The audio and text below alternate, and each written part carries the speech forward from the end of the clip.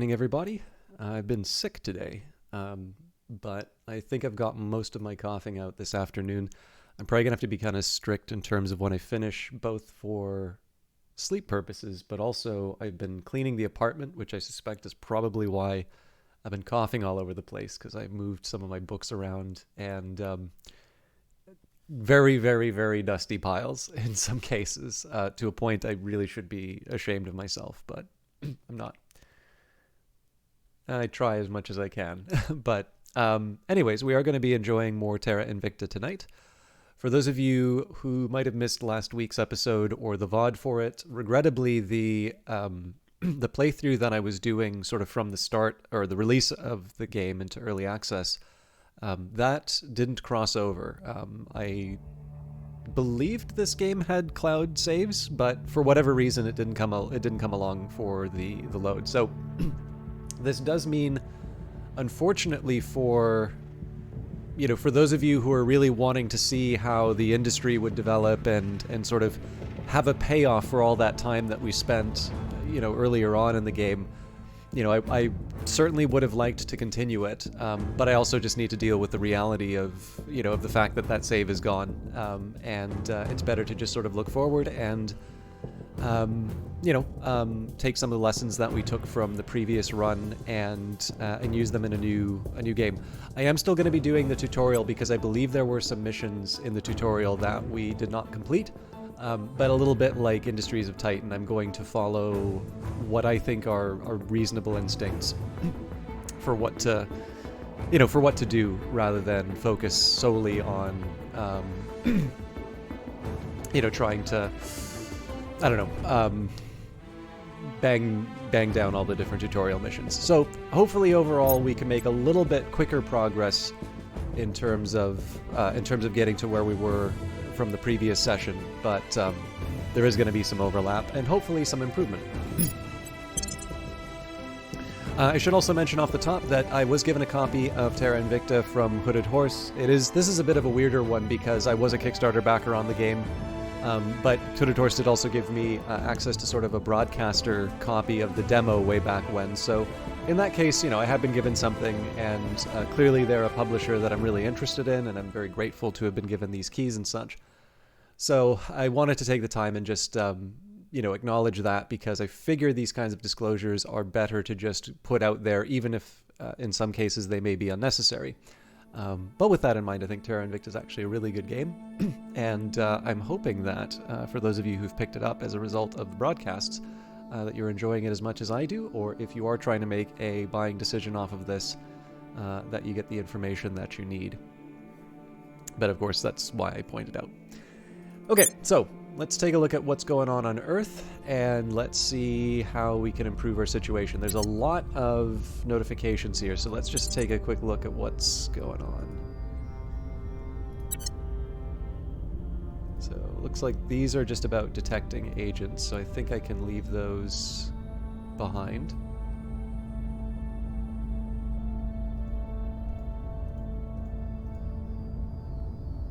The servants have Turkey now.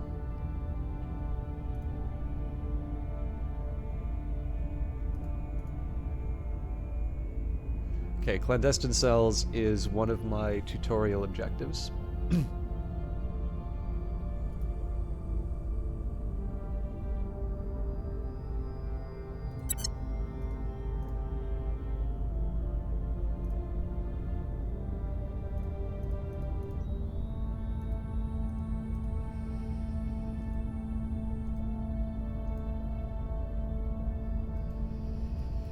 Okay, I believe we have now encountered all the different factions. That should be intel, not research. No, the servants have not revealed themselves to us yet. But one thing that was kind of helpful for me, I tend to ignore the intel panel more than I should, but it is kind of neat. You can get a bit of an idea in terms of how the different factions think of each other. So in this case, the best I think you can hope for is tolerance right now. So in the case of Humanity First, in line, they tolerate us. They are opposed to the servants, the protectorate, aliens, and of course they oppose the aliens. The initiative actually kind of tolerate everyone but the Academy, which I think is kind of interesting. And it is one thing that's kind of nice is you can get a read in terms of what their goals are. So just as a refresher, Humanity First wants to eradicate the aliens and all who support them. The Initiative want to exploit the alien arrival to gain power. The Protectorate want to protect humanity by appeasing the aliens. I always kind of feel that this is most in line with... So the funny thing is for whatever reason, when I first look at them and when I see the name Protectorate, I always associate them with like Pravin Lao, in Alpha Centauri. But I could not possibly think of a faction that's probably more opposed to what the Peacekeepers would want in Alpha Centauri. The Academy wants to convince the aliens that we are equals, and Project Exodus wants to escape the aliens by sending humans to other stars. So we can get an idea in terms of what they think of us. So Exodus, the Academy, the Protectorate, and the Servants are in conflict with us. Now, one of the things that is kind of interesting is you can notice that people, how do I put this? Just because someone is in opposition to, a given faction, it doesn't necessarily mean that that faction reciprocates. So if you notice, the Initiative considers themselves to be in conflict with the Academy. However, the Academy tolerates the Initiative. The only one that the Academy is in conflict with is us, in fact. Another one might be, you can consider... I'm just trying to think who would be another good example of this. I should probably just look at the lists.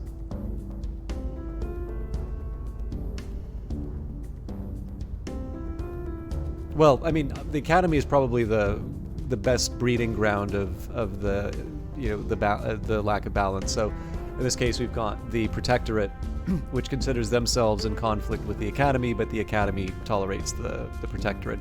The problem is when we take a look at these, it's like, well, you can always sort of say that. Maybe a better example would be the Servants and Project Exodus. So Project Exodus is tolerant of the Servants, but the Servants consider themselves to be in conflict with Project Exodus. Now, one of the things I think is actually kind of interesting here, and you will notice, by the way, I say tolerance is the best you can get. I believe that is a statement of default relationships rather than whether or not you can change them, because you'll notice here that the Servants actively support the aliens, which of course makes sense. That's why they're called the Servants.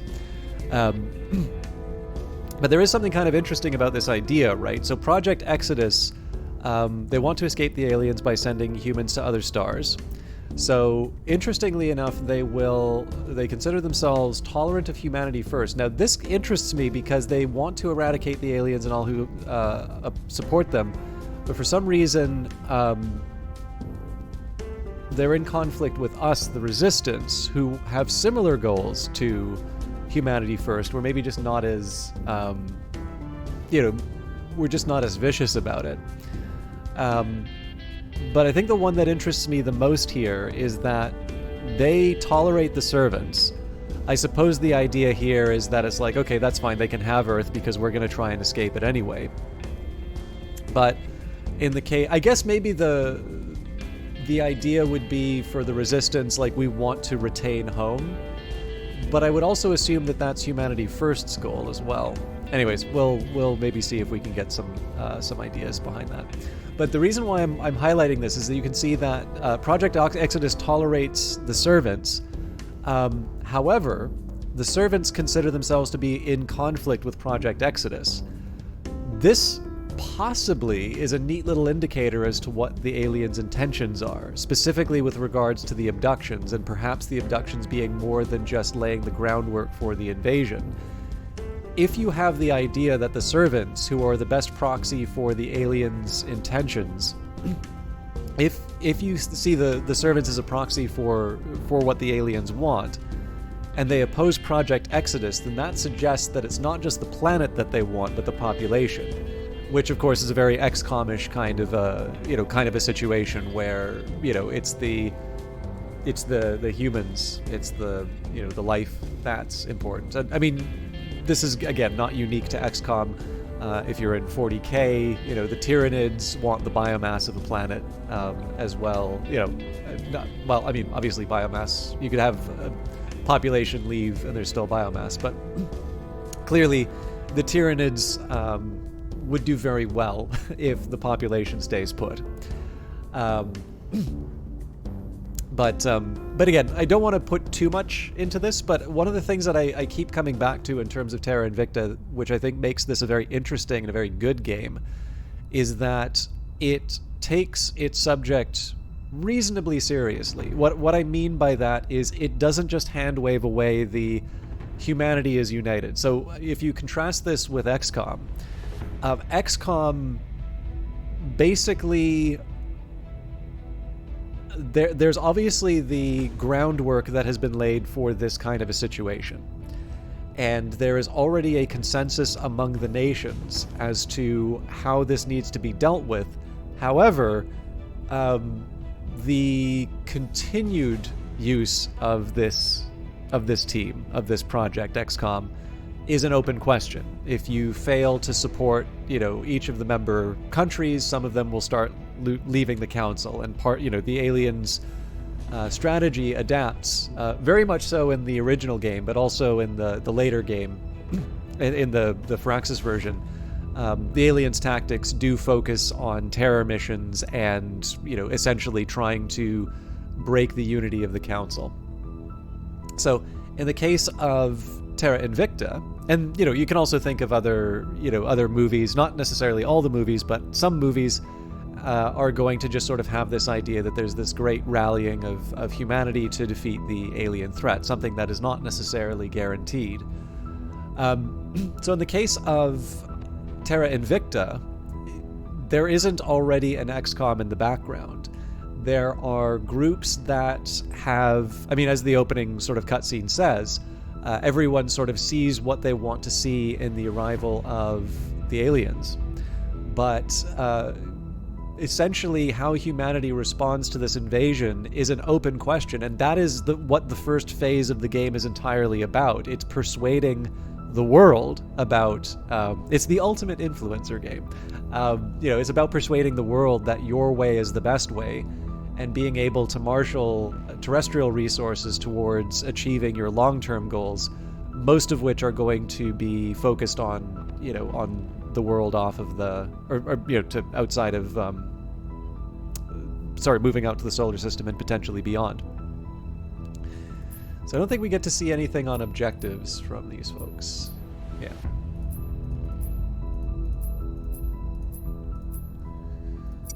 All right, let's think about our research. So we're working on alien methods right now.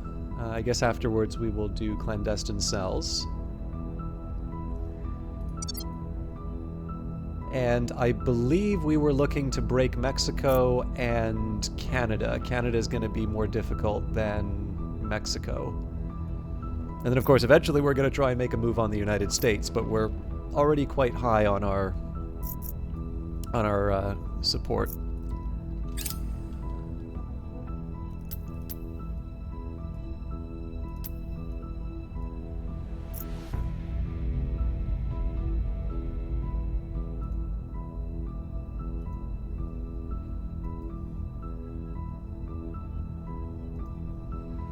We've hit them where it hurts. Alright, crackdown mission success. We have conducted a successful crackdown on Project Exodus in Mexico. Their corporation's control point will be disabled until the 15th of February 2023. Andrei Mamontov, this was a 49% chance, and they rolled a 34, so happy about that. Targets got away. Okay, so that was an 11% chance. We rolled a 42. No big surprises there. I may want to boost the attempt. Oh! Alien phenomena in Guatemala. That is something under our control, so we're definitely going to want to follow up on that. We've gained significant support. And we've gained a control point in the Pacific States. This is not the sort of thing that I'm... Like, these are absolutely the countries that I'm going to start kicking out of my support once I need to. I might spend some time crunching the numbers to see if we can find a slightly better way of handling it, but We are in control now. perfect. So we've gained Mexico. I might even spend some influence to defend it. Okay. New orgs in the marketplace. Let's see what we can do about those. So the Australian Security Intelligence Organization, that's got a big cost for influence, but it will be good for my ops, which is always hard to come by. We've also got the Reddington Agency, which will be good for influence ops. Oh man, it's a little bit of everything. So the first thing I want to see is... Okay, so it looks like the Reddington Agency is really only available to Mamontov.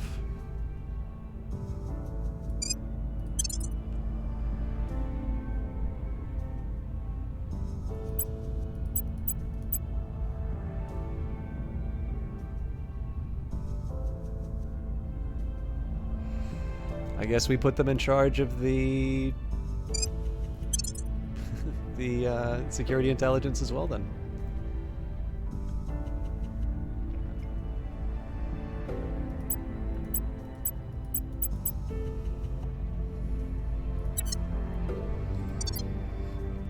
Okay. What's the op? So I believe this counselor can handle the investigation.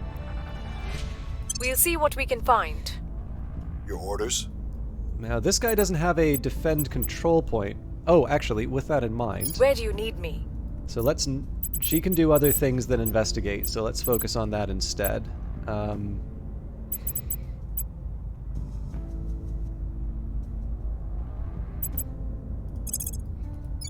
think I'm actually going to get her on a public cam. Well, actually, there's a couple things we can do.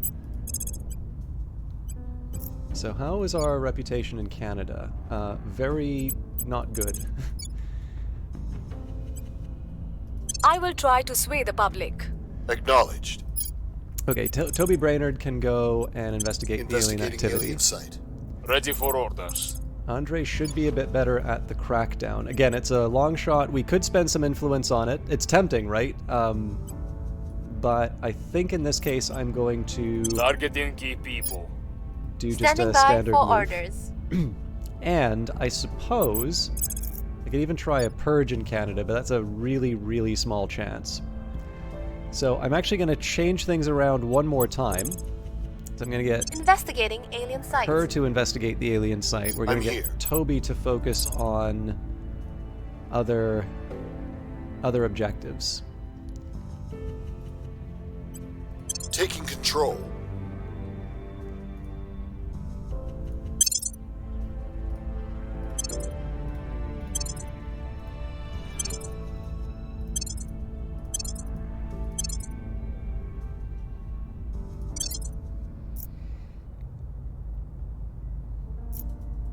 Oh, it'll happen. We're just not quite there. Now here's a question: do I actually Where have to? anybody who can do a defend interests? Yes, I do, but he's a Ready pretty to valuable go. counselor, and Mexico's not necessarily the one that I want to put. Your orders? Actually, I've got two people who can defend. Interesting. Okay, that's confirmed. Let's see how it goes. Again, the target here really is the US, but I have a few things that I can do in between. Russian airstrikes halted Ukrainian offensives. Panic! Widespread panic about the aliens appears ready to break out in Guatemala City. Rumors about alien experiments on people in the area have led to distrust in the government's ability to keep people safe. Authorities are fearful of civil unrest. So we can let it run its course. We can calm the public. That's going to cost influence, which we don't have. Deploy our forces to quell any disturbances. Now, unfortunately, this will have an effect on democracy. And we're not the initiative, so we can't do that. So it's unfortunate, but I do not want to have cohesion and unrest spike, so we will deploy the army. Public opinion is moving in our direction. Okay, I'm going to make that a permanent assignment in Canada. Targets lost. Okay, that's fine. We knew that was going to happen. Well, we didn't know, but it was likely that was going to happen in Canada. We found something. I've learned some useful information from my investigation of the alien activity in Guatemala. We will receive a small bonus to our xenology research going forward. Our supporters are in place. And we've gained Suriname. So eventually we'll be abandoning all these different territories, but for now I'm happy to just sort of push them towards our ideology. We've completed the Alien Methods Project, having uncovered evidence of multiple livestock abductions sometime before the first correlated human disappearance. It would seem that the aliens have been observing us for long enough to understand Earth's biological and social hierarchies. In short, they have steadily worked their way up the food chain. By analyzing patterns, the species, locations, the frequency, the subtlety or lack thereof, the proximity to settlements of recent disappearances, we can now paint a clear picture of their methodology. Allows the faction to detect alien contacts with humans, and updated codex with new information, alien missions list, and abductions. Objective complete. We have completed the Alien Research Methods objective. The earliest disappearances were limited to lower-order mammals, unremarkable if not for their frequency. The first confirmed human abductions occurred within 14 days of the crash. Since then, they have steadily grown in number. The initial victims were primarily from rural areas and appeared to have been selected semi-randomly, with little in common but for their location. The second wave of disappearances, however, contained a disproportionate number of individuals of high socio-economic status: police chiefs, wealthy business owners, local legislators, etc. This pattern suggests the alien arrived on Earth with a plan in mind for establishing influence, and that it proceeded to adapt its tactics first to our local ecology and then to our social structure. That indicates that there is no hope that our visitors' intentions are peaceful. From now on, we must act on the assumption that we are at war. As news of these abductions continues to spread, others are likely to draw the same conclusion. So we still want to build our council. We're working on clandestine cells. We've not yet done a defend interest mission, so I should get that done. And I'm not ready to found a station yet. So investigate returned abductees. We have strange news. First one, then several of the missing humans have resurfaced. While their families are naturally relieved, it is hard to see why the aliens are acting this way. Why go to so much effort to abduct human victims, then simply release them unharmed? Until we know more, I recommend that we send counselors to regions of suspected alien activity and place all returned abductees under immediate surveillance. If these individuals have some part in the aliens' plan, we need to learn more, and quickly. Let's try a surveil in Guatemala. Research alien origin and salvage alien technology. So, oh, that's why. Okay, investigate returned abductees. Yeah, that's the exact same text.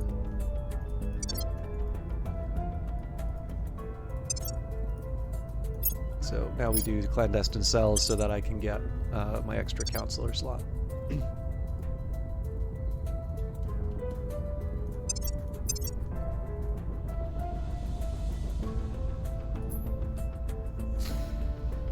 There's something about alien missions that it was talking about.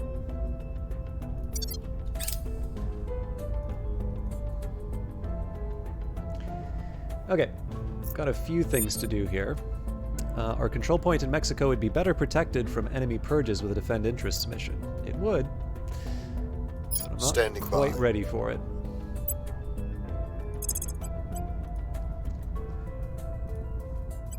So We'll be again, running here we're this just going to place hop from in no time. country to country, Reporting trying to in. clear out whatever we can.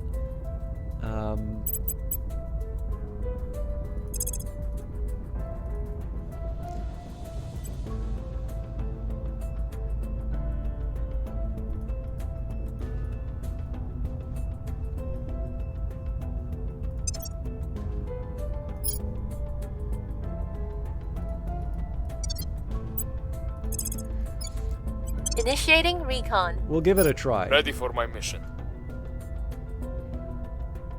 Your orders? The alternative would be, again, the Canadian purge, but 2% chance isn't something I'm gonna put too much effort behind. Eyes up. So I'll settle for the surveil locations. The other thing I want to do, there shouldn't be new organizations that we can pick up. However, we may have some points to assign. So I'm trying an approach here where I basically go all administration for the start for people. And this is because it enables more organizations for everyone. But it also boosts this cap.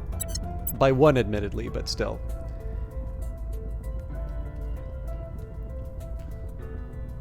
I'm trying to think if there's any good, like, Canadian, I don't know, like, political thrillers. Surveilling target area.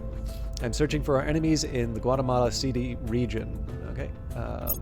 What I might do is look for a location with heavy servant support next.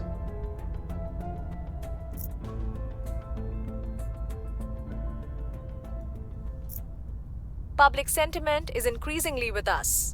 We've neutralized their key people. Excellent. So that was a 30% chance on Project Exodus there, so we are going to be able to purge them next. And that means we'll be able to move on to Canada shortly after.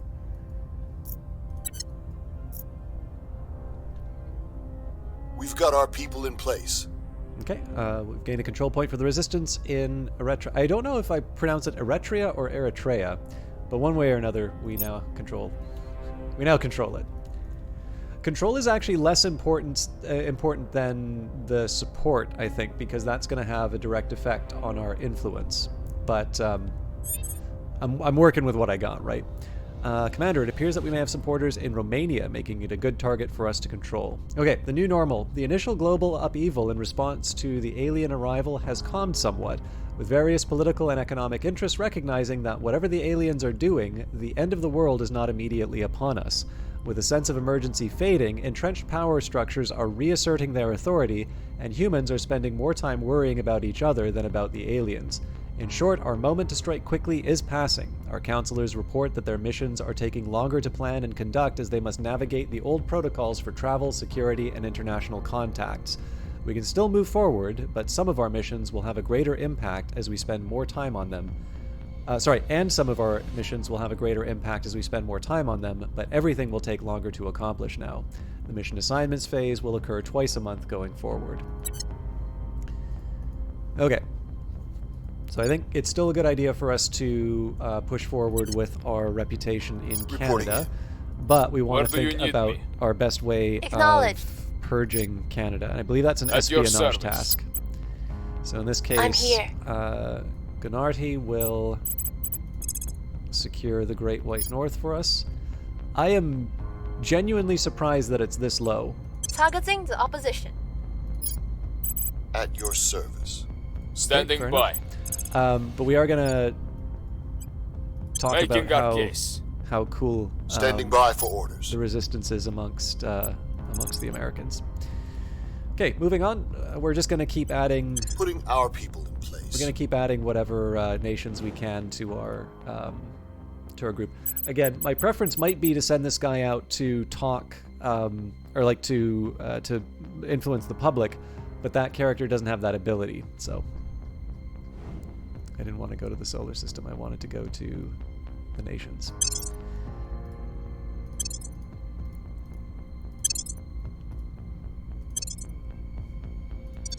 At some point, I'll do defend interests as well. I think Canada would be a good option for that. But clearly, we want to take the Project Exodus site before going any further. They are here to cleanse our sick world. The aliens are our saviors, and all who oppose them are enemies of the future. All right, we have encountered the servants. This group has determined that the aliens are of divine origin and has declared itself their heralds and defenders. So this is the last of the factions that we... Also, I'm wondering, I keep saying that there are 8 factions in this game. There are 7, I believe, and the 8th would be the aliens. But we now have the entry for the servants. Leader Superior Judith Howell. Goal: support the aliens by any means necessary. Note that all of the victory conditions are listed as unknown. I think you probably will get an idea if you play these different factions. But I'm curious. I'm sure there are ways that you can sort of look at you can gain intelligence on the different groups. One thing we might be able to take a quick look at is just see how everybody's doing as far as wealth. So the Academy is very wealthy, plus 3.2 in terms of cash. However, they are losing influence every turn now. They also don't have a source of operations. It actually looks like only the Servants Exodus and the Protectorate have a source of ops. Humanity First is working on its boost, as is Exodus. Oh, nope, the Academy has it as well.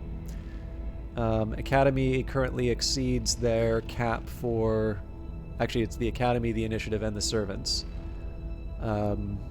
So this maybe surprises me a little bit in terms of Project Exodus and the fact that they gave up Canada so readily. When we take a look at science, we're actually very quietly moving up the board. It is worth noting that currently the Academy and the Protectorate are the powerhouses. 13.2 for the Academy compared to 12.2 for the Protectorate, and our own is 9.9. Of course, we do not yet have the United States. And then, what else do we have here? Oh, actually, this is one that I never noticed before. You've got the little gears here. So this is the symbol for faction techs. So in this case here, this can be a little bit of a proxy in terms of how far the faction is. I guess I'd say this is a proxy for like how far along with their goals they are. What's maybe not clear to me is if you were to research something like audience research, would that count as, moving the number up? But it is maybe worth keeping an eye on. So if you kind of consider, I don't know, like the Academy is our hated rival. Well, right now they're beating us on science, they're beating us on money, they're beating us on boost, and they've currently achieved 2 of their goals. So, we would want to think, oh, okay, do we need to really make an effort to sort of, put a damper on their plans? But again, one thing to keep in mind with this game is that it's not just a, paint the map, I guess blue in our case because we're the Resistance.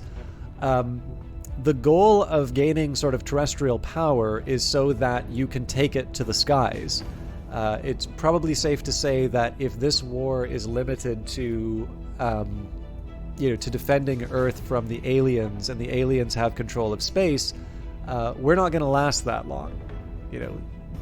Space, the solar system has a lot of resources to mine, and Earth has, 1 planet's worth of resources, and it does seem to be a pretty good amount, right? We can get a lot done on Earth, but I'm not entirely sure that if the solar system were to be transformed into weapons of war, that we would be able to resist that. So, anyways. That speculation aside, let's see what the next few turns bring us. We are now able to undertake the Xenology Lab project. Allows the construction of the following HAB modules, Xenology Lab. Not necessarily one we want to do right away, but we can think about it. And Victor 2 has completed its transfer.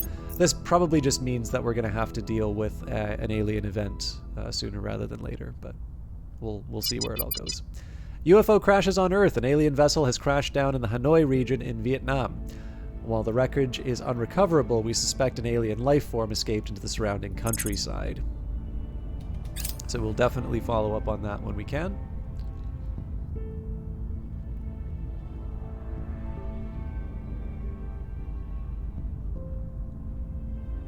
It's tempting to purge the We've moved the Protectorate needle. here as well. The people will come to our side. Okay. I think we're going to make that public campaign in the US a permanent assignment until we're over 50%.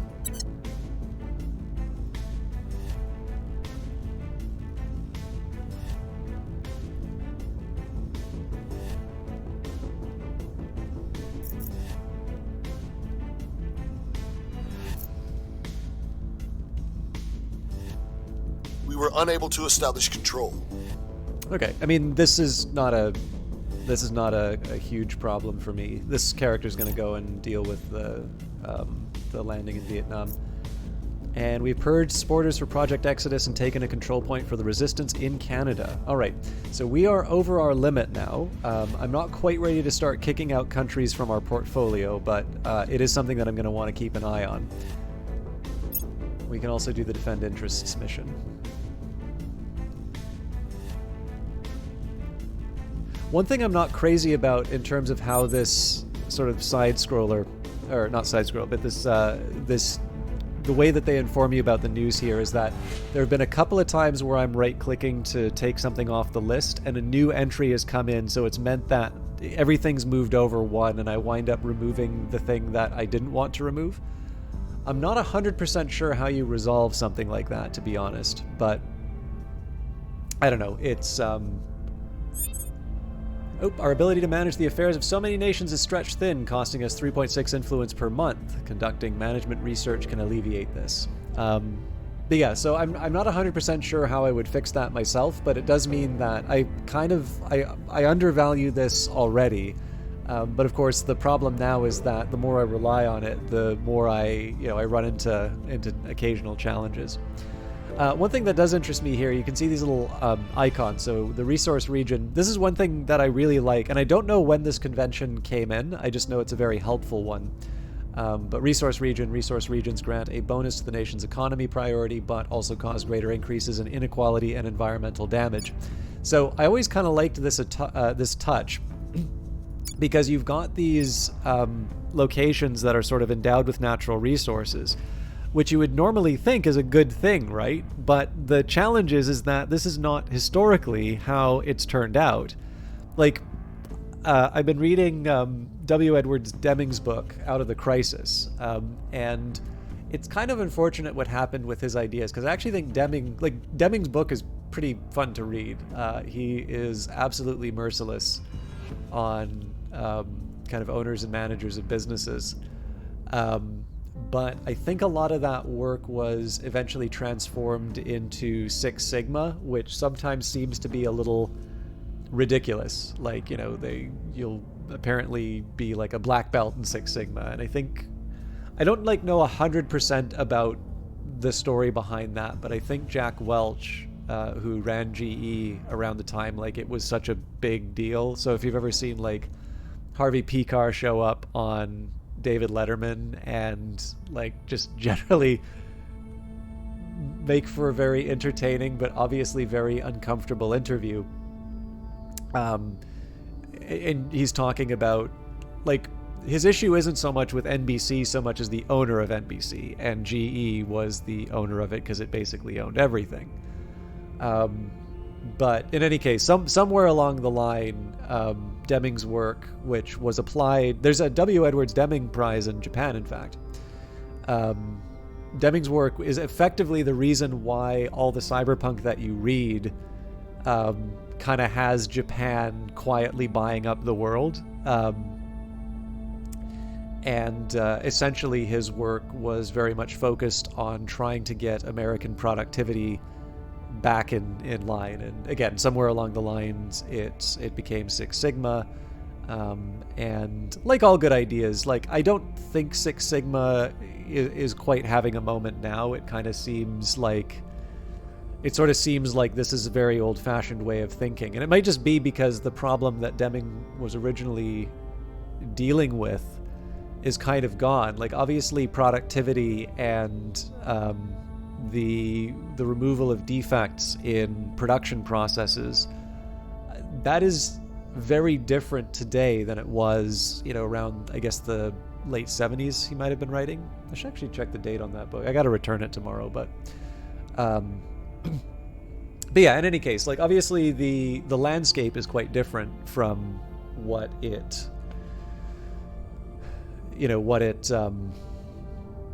was when he was writing.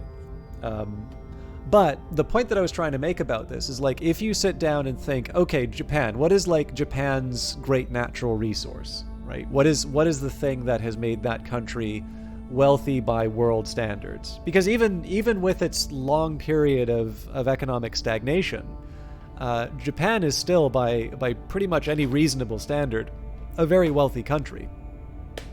And you can't really think, like, you don't talk about the Japanese oil fields, or you don't talk about its massive timber production, or, the famous Japanese gold mines or something like that. But they have been able to produce, they have been able to trade, and the country has become very prosperous as a result.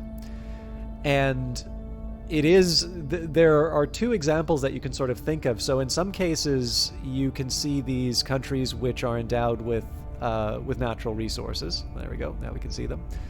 And a lot of the value of those natural resources basically gets put into fighting for control of those resources, which is obviously a shame. There's also something that you can say in terms of, institutions being set up to exploit populations and extract those resources.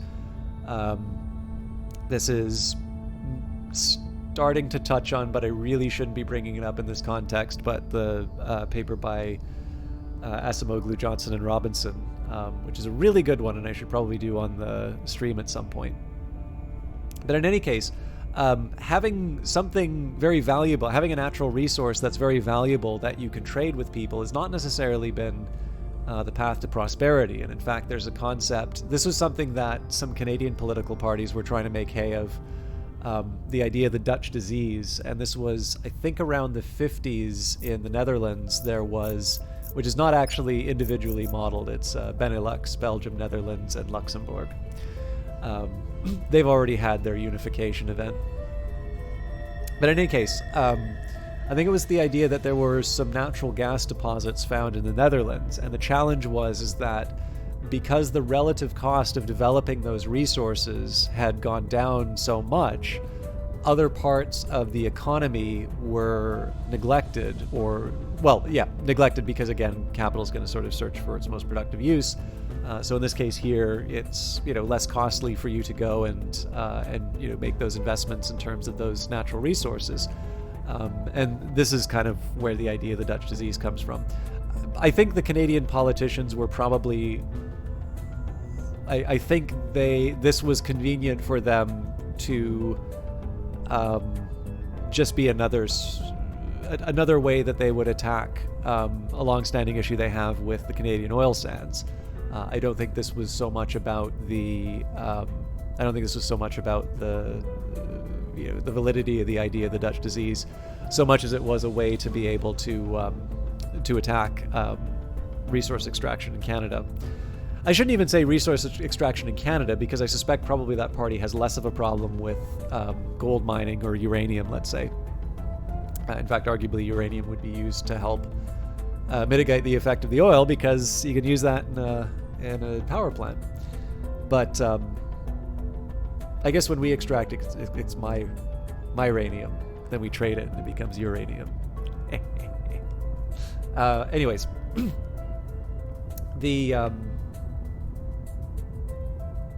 I don't know entirely. This is one of the things that I sort of like about the way Terra Invicta handles this, right? They've got a bunch of neat little ways of representing how a nation prioritizes certain tasks. So in the case of Algeria, 42% of its productive activity is basically put towards enriching the elites.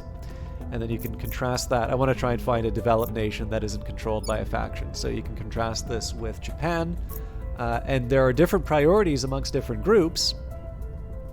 So in this case, this is the trade unions. So the trade unions are focusing on the economy, welfare, some spoils, and the military. But you can contrast that with I'm assuming, the executive. Executive is putting less towards spoils, but also less towards knowledge and more focusing on welfare. The military is supported by the legislature. This is always kind of neat to see how they represent countries and their priorities.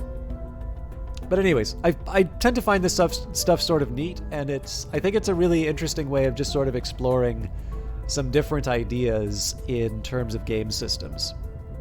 So core economic regions grant a bonus to the nation's economy priority. So think about the contrast between that, right?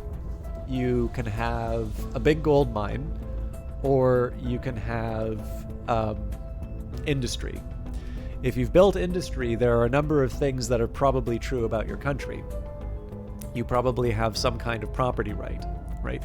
Somebody can't walk onto the land where you've built a factory and said, okay, this is my land now, and I'm taking that factory.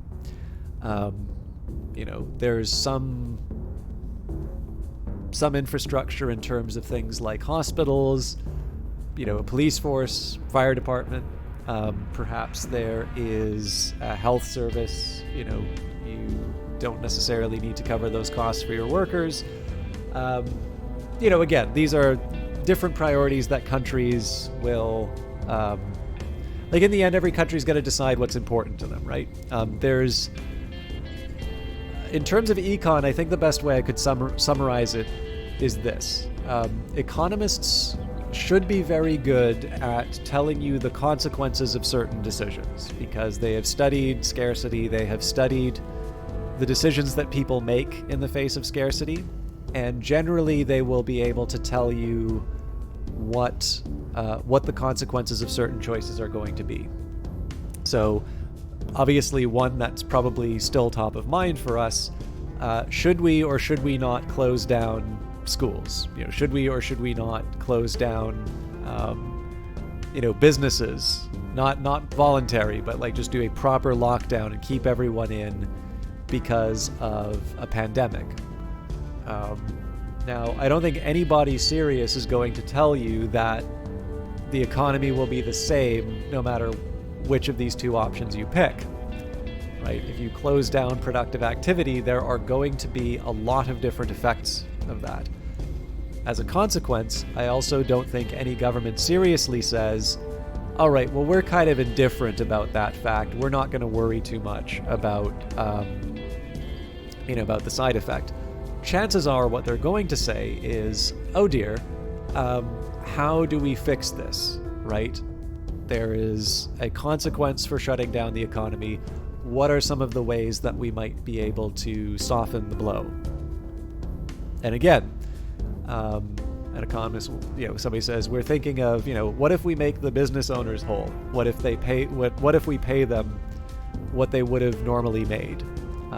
And obviously there's a bunch of questions that you want to ask about that, which I'm not going to go into, but, just a simple example of that. And you could say, well, you can do that.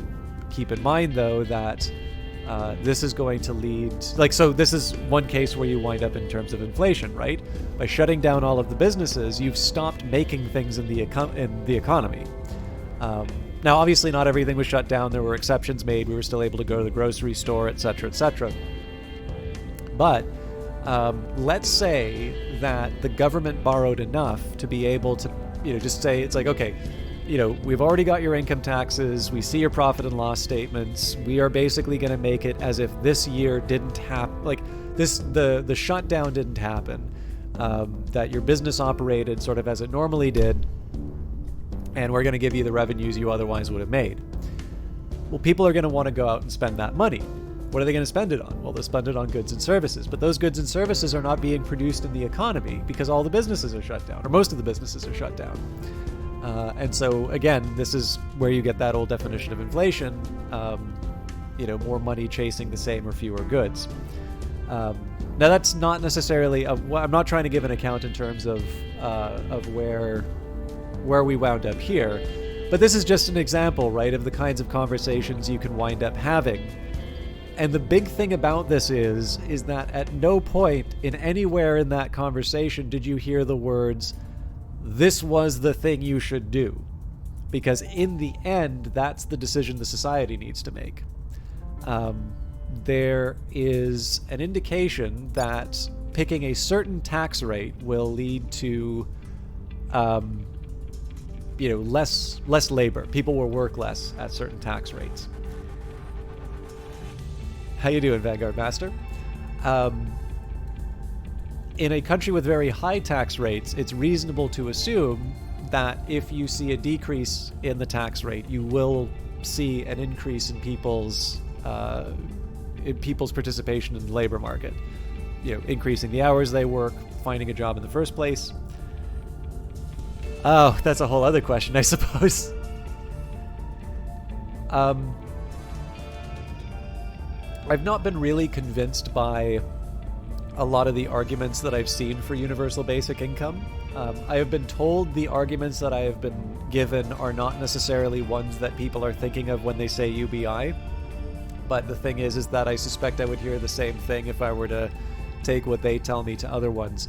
One thing I've seen with UBI is this idea of it being a replacement for existing social programs. You know, essentially the idea here that the government shouldn't be telling people specifically what to do with their cash, and instead, you know, just give this one flat choice, which is obviously kind of something of a libertarian point of view. And there are policy. I don't exactly know, but I have talked with, and I have at some length, and you know, follow some actual policy advisors to government who have studied this quite carefully, and have said that for such a system to provide the same level of care to the people who are currently using social programs, it would be much more costly. So it's very hard to, at least in the Canadian context, it is very hard to take a look at Canada's current set of social programs and say that this is an ideal. But to turn around and say, you know, even based on the experiment in terms of Ontario, to turn around and say that, you know, universal basic income is a good replacement for those kinds of programs, I think is sort of being willfully ignorant of maybe some more careful studies that have looked at the question. And again, keep in mind that that's not saying UBI is good or not good. What you would want to do is get some labor economists to sit down, kind of take a look at some of the things that causes people to participate in the labor market, and ultimately see whether or not the kind of competing essentially what you want to do is you want to have a populace and a government as informed as possible as to the consequences of the choice. You know, it's fair to say that with automation, you're going to see a great amount of displacement in terms of people's work, but that isn't going to be a unique experience. That is something that we've experienced in the past. And every single time that's happened, we've actually wound up more productive and better off. And I tend to believe that the better policies are one that have the winners sort of compensate the losers. We don't always realize that in our world. But the... how do I put this? Like, to me, that would be sort of the ideal policy, right? Not to prevent the progress, but to make sure... Like, so the simplest example, right? There's very few arguments that you can make against trade.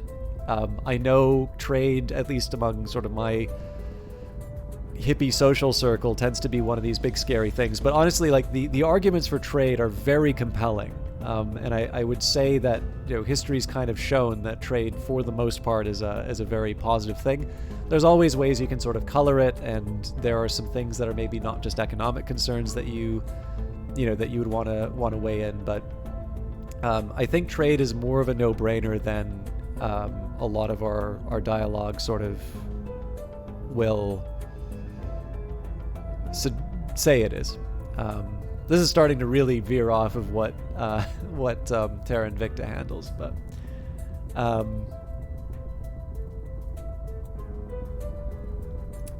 what was I saying?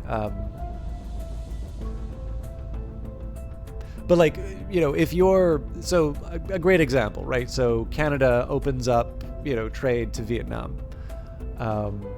And admittedly, this is a dated example now because there's a big tech sector in Vietnam. But, you know, if you are a garment manufacturer in Canada, you're probably not going to be very happy about this trade agreement. But if you are in the aerospace industry, you know, chances are you're going to be selling more planes to that country, and you're going to be better off. And the trick here is to try and find a way of making sure that the people who have lost from the trade agreement will gain, ideally they'll be made whole, let's say. And that you can do that through several ways, skills retraining. I think like dollar value transfers probably are a bit impractical, but whatever, take your pick. Wave a magic wand and say that you make people whole. Because again, the arguments for trade are that you have a much bigger pie at the end. So the people who are gaining from that trade should still be satisfied because in the end they are more wealthy than they were without trade. Just the difference, of course, is that you don't have that, really big amount which comes from the shift from the comparatively unproductive sector of the economy to the more competitive one. Anyways. I actually read a fairly decent book on some of this stuff. I mean, I'm giving you kind of the 101 version, but for those of you that like these kinds of topics, Charles Whelan wrote a book called Naked Economics. And I originally started kind of dismissing it. I will actually confess, the last couple of chapters, it feels like the editor didn't review it, or that maybe it had like a last minute set of changes made, because there's like full-on typos and like some weird phrasing in terms of sentences. And I say this as somebody who's let some real howlers come through, including that Dwarf Fortress article.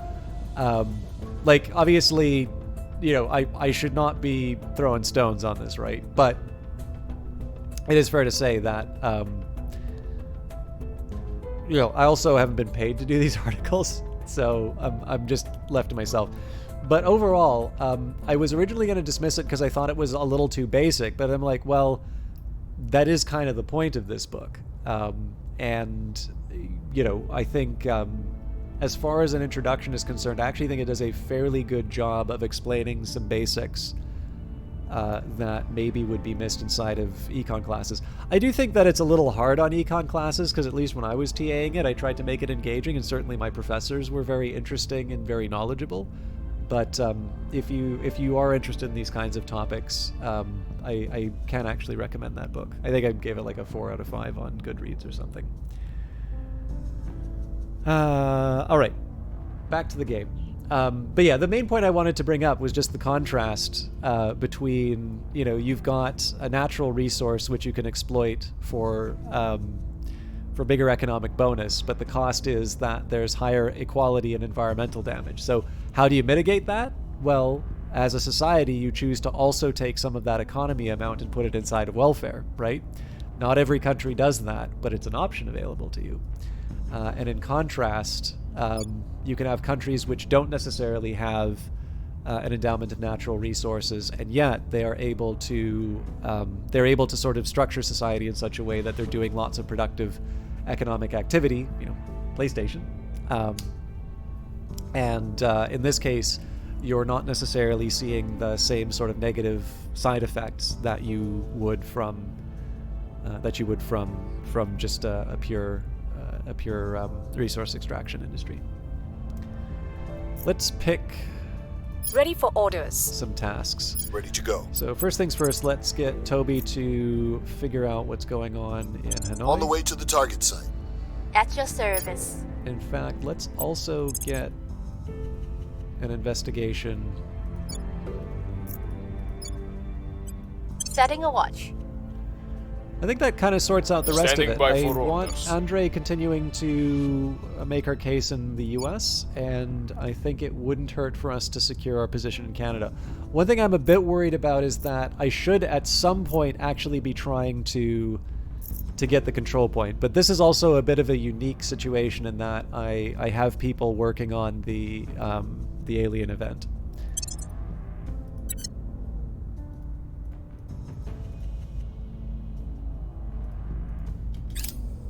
Initiating surveillance. Xenoforms detected in the Hanoi region. We have detected what appear to be alien microbes and plants in the Hanoi region of Vietnam. They are thriving and threaten to displace the native biota, which strangely does not seem to be resisting their advances to the degree we would expect. A direct application of force, either via consular mission or army operation, should be able to reduce or even eliminate its spread. We will begin preparations for a research project to better understand this phenomena. Future notifications like this will only appear in the notification queue on the left side of the screen. So surveillance is done.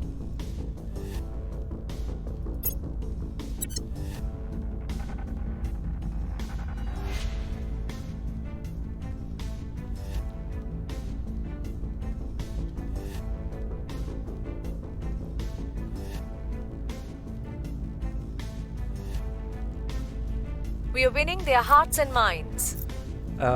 Because this is the only thing I've been able to think about for the last We've moved the needle. week or two, thanks to Twitter. How are you all? Also, hi, Coswald. I don't think I said hello to you yet.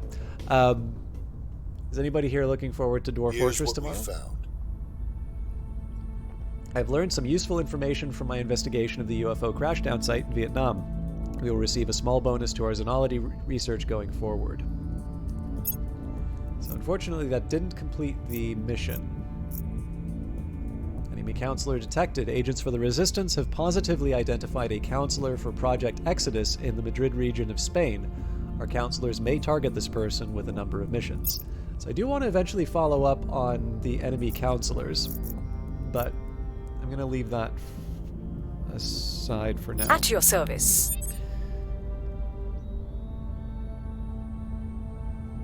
Yes, What's I the op? do want to do that at some point. Ready for orders. But I want to see who my best command is. Okay, Guntari is going to attack the alien Going in asset. hot. Where do you need me? And let's try and get Toby to... So our best chance is the Central African Republic, but I think we're going to start our... Oof, 1%? I don't think that's worth trying yet, to be honest. Honestly, his persuasion really isn't that good. Maybe I should just boot him and bring in someone else. What are my options for counselors, I suppose, is the real question. Oh, you know what? It won't let me pick. Okay, so before I do that, let's think about... Okay, so he's quietly becoming a better... Oh, actually, this is not bad. So, if I give him Gamma Intelligence Solutions, he will gain these abilities as well as double down on the investigation. Polaris Marketing will give him Public Campaign again. His persuasion's not that great, but I actually like this idea more. Okay, now I think we can double down on investigation. Ooh, actually this is a tough one, because Kopassus...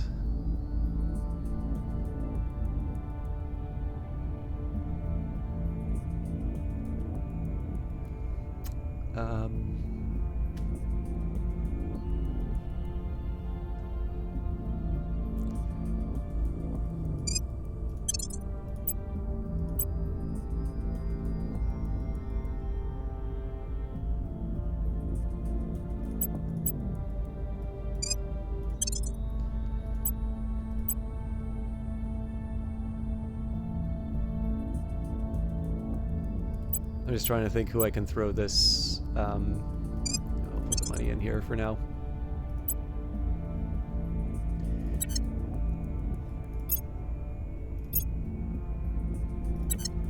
I think everybody's going to need 20 for upgrades at this point. Yeah. Okay. Rawmonger is curious about Dwarf Fortress. Probably watch some streams and videos before if getting it. Algrins will be picking it up Wednesday most likely and leading many, many clans to their inevitable doom. You gotta buy it after the 2-month... I shouldn't say this because... So the one thing that is most discouraging about that article is the number of people who are fans of Dwarf Fortress that somehow think... like, it seems to be that the feeling is... I somehow do not want the game to do well, and I'm not really sure... Making our case. I should double check something in Belize, actually. Oh, hang on. Maybe I No, I like this. I like this idea. I'll explain in a little bit.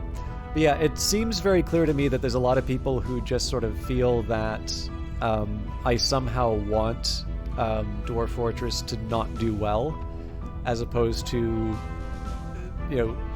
one, trying to inform Kit Fox about the game, but number two, trying to do so in a way that is also informative to game developers that do seem to use wish lists as a tool for measuring the potential success of their game.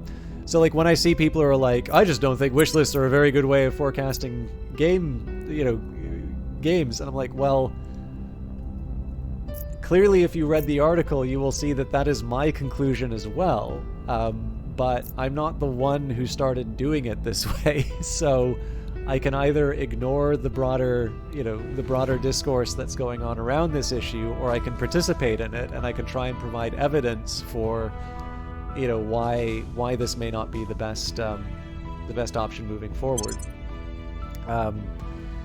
But yeah, I the thing that's really funny is that I've had people be critical of the methods before. So there's a couple of reasonably well-known game developers who, for the first article for Kit Fox, wrote some stuff, and those I would say I'm pretty thick-skinned about. It's just sort of like, yeah, well, read the article next time and you'll learn something. But I'm actually finding on these ones, there's no discussion of the methodology, in fact. And it actually is surprisingly annoying to me that there's so much being criticized in terms of like the result without any real basis for it. And I've been surprised at how annoyed I am by that, because again, I sort of thought that I was past, being precious about my research or anything like that.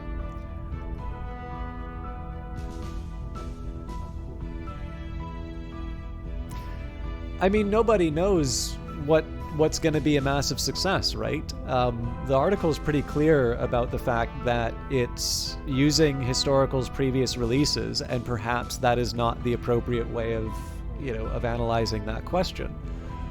But the thing is, that does also invite another question, which is, well, mission in progress. How do you decide ahead of time which is going to be the exceptionally successful game? Like, surely if any game's going to be that, it's going to be Dwarf Fortress. It really does seem to be responsible for sort of this rediscovery of the sim. But I certainly with each passing day, humanity shatters the boundaries of the possible. It is our certain destiny to move mountains at the touch of a button. We need only the will to do so. And your generous investment, of course. Chairman Soren van Wyk, opening remarks during Western Armory's annual earnings call. But yeah, like, obviously, I'm not going to pretend that I'm not like the game market whisperer who's just able to say, yes, I intuit. We're using social trends, quote unquote, this is how well the game's going to do. Like, you build a model, you state what your assumptions are clearly, and the real hope behind this is that people will take your work in good faith and respond. And I mean, like, it's actually kind of funny. It's kind of funny to do this, right? Because there's some background to Hooded Horse. So as far as I can tell, Hooded Horse is founded from a former member of McKinsey and Company, I think. For those of you who are not familiar with McKinsey, it's like one of the top management consulting firms. They do lots of research. There's actually it's a bit of good and a bit of bad. They have a pretty interesting book on valuation, which is, I think, in its like 8th edition or something like that. But they also were the subject of a ProPublica piece, a pretty shocking one actually, about this consulting job that they did for New York prisons, and just all of the really terrible ways that they tainted the experiments to just basically continue getting money for this consulting job, but ultimately not really delivering any improvements to alleviating violence. Although, of course, they were reporting that this was what was happening. So, you know, again, I think pretty much once you start thinking about management consulting, you're going to get people with very strong views as to the value of that type of work. But you know, the reason I point this out, right, is that anybody who does that sort of work and then looks at the Dwarf Fortress forecast I did, they'd say it's like, this guy doesn't know what he's doing. I'm not entirely sure that would be a fair assessment of my abilities, because I actually think I do know what I'm doing. But I do also think that, you know, the context of the problem dictates a certain set of, you know, a certain set of limitations. I have actually talked with developers about getting more information about their pre-release activities to try and develop better forecasts. But you know, if your audience is someone who still thinks that using follows or wish lists is the best way to forecast the success of your game, and potentially some of those people are going to be making financial decisions that may lead to some really difficult decisions for their companies, what you may want to do is meet them on that ground and do a forecast and say, you know, I don't know what Dwarf Fortress is going to sell. Maybe, you know, the point estimate I get is exactly how many they're going to sell in 2 months. Well, you know, that's that would be sad, but that would be what the numbers say. My feeling is that wish lists are not a very good method for forecasting. But what you do is you say, you know, under the following assumptions, this is what the, you know, this is what the result, the expected result would be, and if the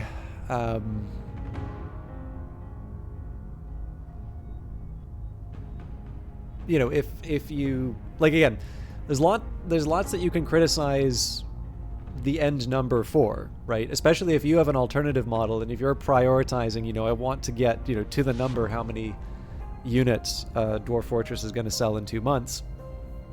You know, yeah, definitely go out into the marketplace and say, I've got the magic model that will show you, that will perfectly forecast your game, you know, without error. But I don't know, like, just attacking the result without necessarily considering how that result was obtained doesn't really seem to be that informative.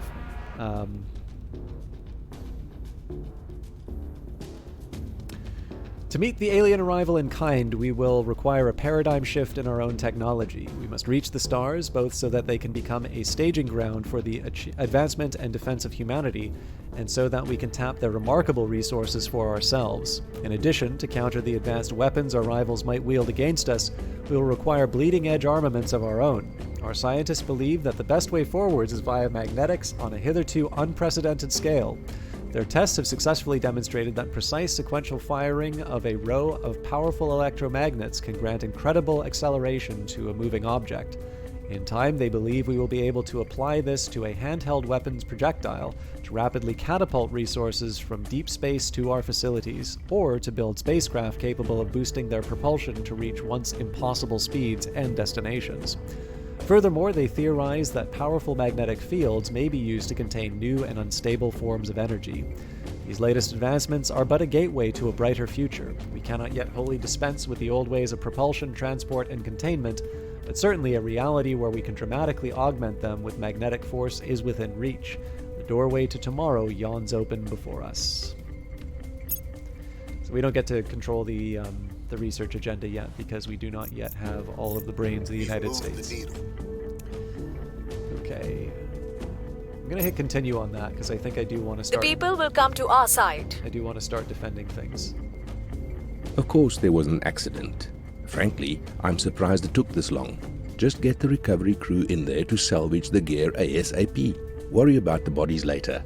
The delays are costing us. Chairman Soren van Beek, Internal Memo. Leaving Earth is one thing, colonizing nearby worlds is another, reliably and rapidly traversing the infinite expanse of space is yet another, and perhaps the toughest of these nuts to crack. Our current spacecraft and engines are capable of no such thing, at least not for any useful length of time. The major stumbling block is fuel, with our current sources constrained by both storage and propulsion limitations. It is a problem the world's finest engineers and physicists have long labored to solve, and they now believe that a pathway to next-generation propulsion systems is open to us.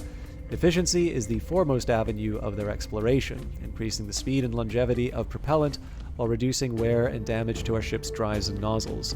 Now that the essential concepts are established, our researchers believe that there are 3 possible paths to tread: electromagnetic, which we're currently following, electrostatic, and electrothermal propulsion. Each has its own advantage and will depend on prior discoveries in other fields. Public opinion is moving in our direction.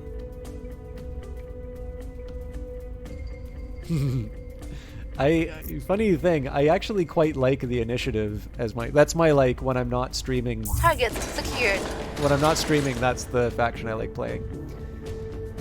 The initiative sold arms to all sides of the conflict in Upper Guinea. That is the most initiative thing I have ever heard. And we did succeed in the assault alien asset. Our assault on the alien life forms in the Hanoi region was successful. We believe that we have wiped out the invasive flora and fauna.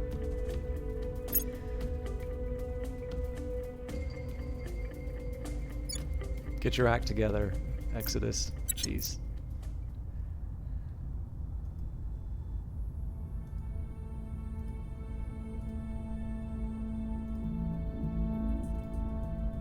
Okay, let's start defending Canada and new organizations to grab at some point. Ready. Reporting in.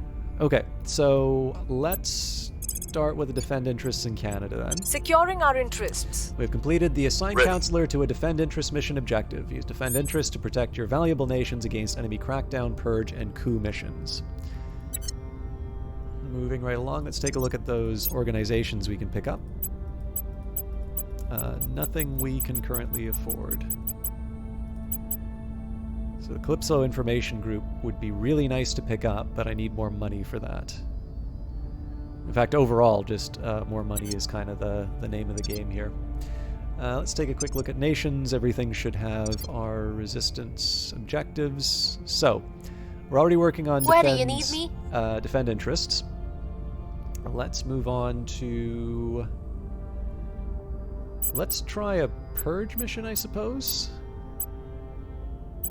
I could do a surveil, but I don't really feel like that's something we need right now.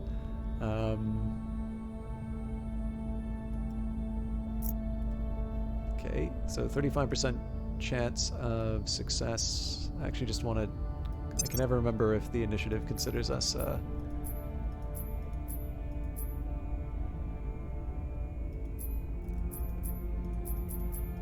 That's an interesting, but I should find a way to report that.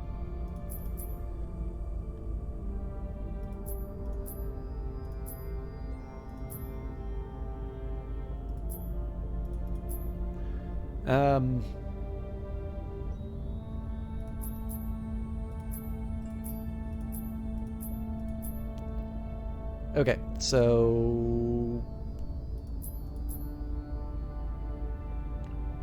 Servants, Protectorate, Academy, and Exodus.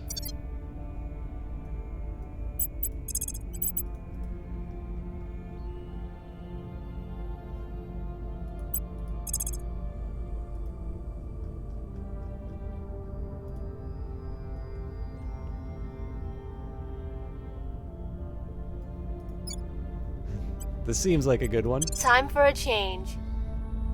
What's the op? All right, Toby, so we can... Yeah, let's get you talking about Must what nice people persuade we the are. people.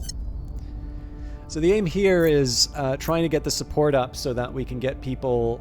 we can basically get the influence from global public opinion. And I figure probably my threshold on this stuff is going to be once we're at 50% or above, we move on to the next nation. Okay. Protecting our interests. I may also take a small break so that I can get some more tea. As I was mentioning, I was cleaning out my apartment. Actually, I should explain this on cleaning out my apartment.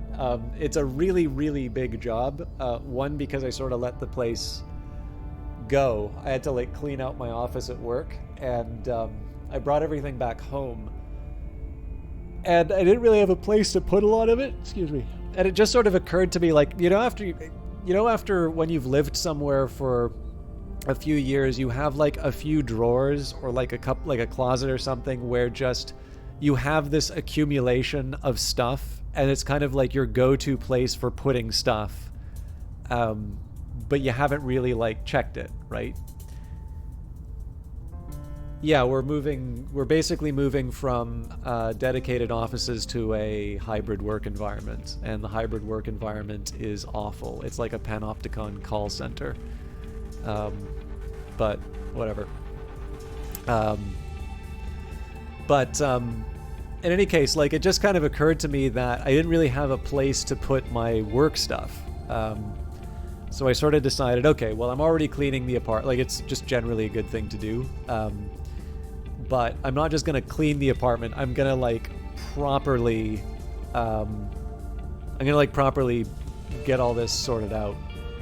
And, like, you know, just when I'm talking about, like, a proper clean, like, move the stove out of the way and make sure that, you know, the stuff underneath is cleared out. Like, you know, there's the tidying, and then there's, like, I'm making a real effort of this. One of the things is I still have not been work from home since 2009. Been in the same mess since. Yeah, the work from home setup at my place is so bad. I would be willing to go back to work full time if it meant that I could have a dedicated office. I actually really hate the fact that some amount of because I don't exactly have like a big place. It is a 1-bedroom, so like, and I do live on my own, so like I have, you know, the space to do the stuff that I need. But I think any amount of my, you know, my square footage being dedicated to work stuff is an imposition that work actually has no business, you know, asking. But that's neither here nor there. I had opportunities to move elsewhere and I didn't take them, so I suppose I'm just gonna have to live with it. But yeah, one of the things is, and I keep mentioning this, but like, I've been meaning to get bookshelves for years, but even if it's IKEA bookshelves, they're actually quite expensive.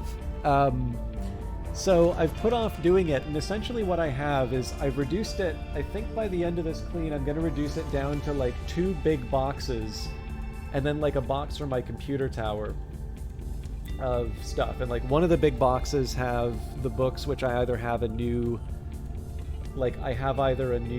edition of, or it just turns out that the book isn't that good. And then the second box is sort of where I have a bunch of board games, and those wind up taking a lot of space. But like, basically I've managed to reduce the space that's being taken up by stuff by quite a bit. But I have a lot of books. And I'd really like, so I used to have some bookshelves, but I didn't have the space to take them with me because I moved like almost across Canada. And I had to move really, really quickly, so I actually wound up leaving a lot of stuff that I really liked back in Vancouver, which is a shame.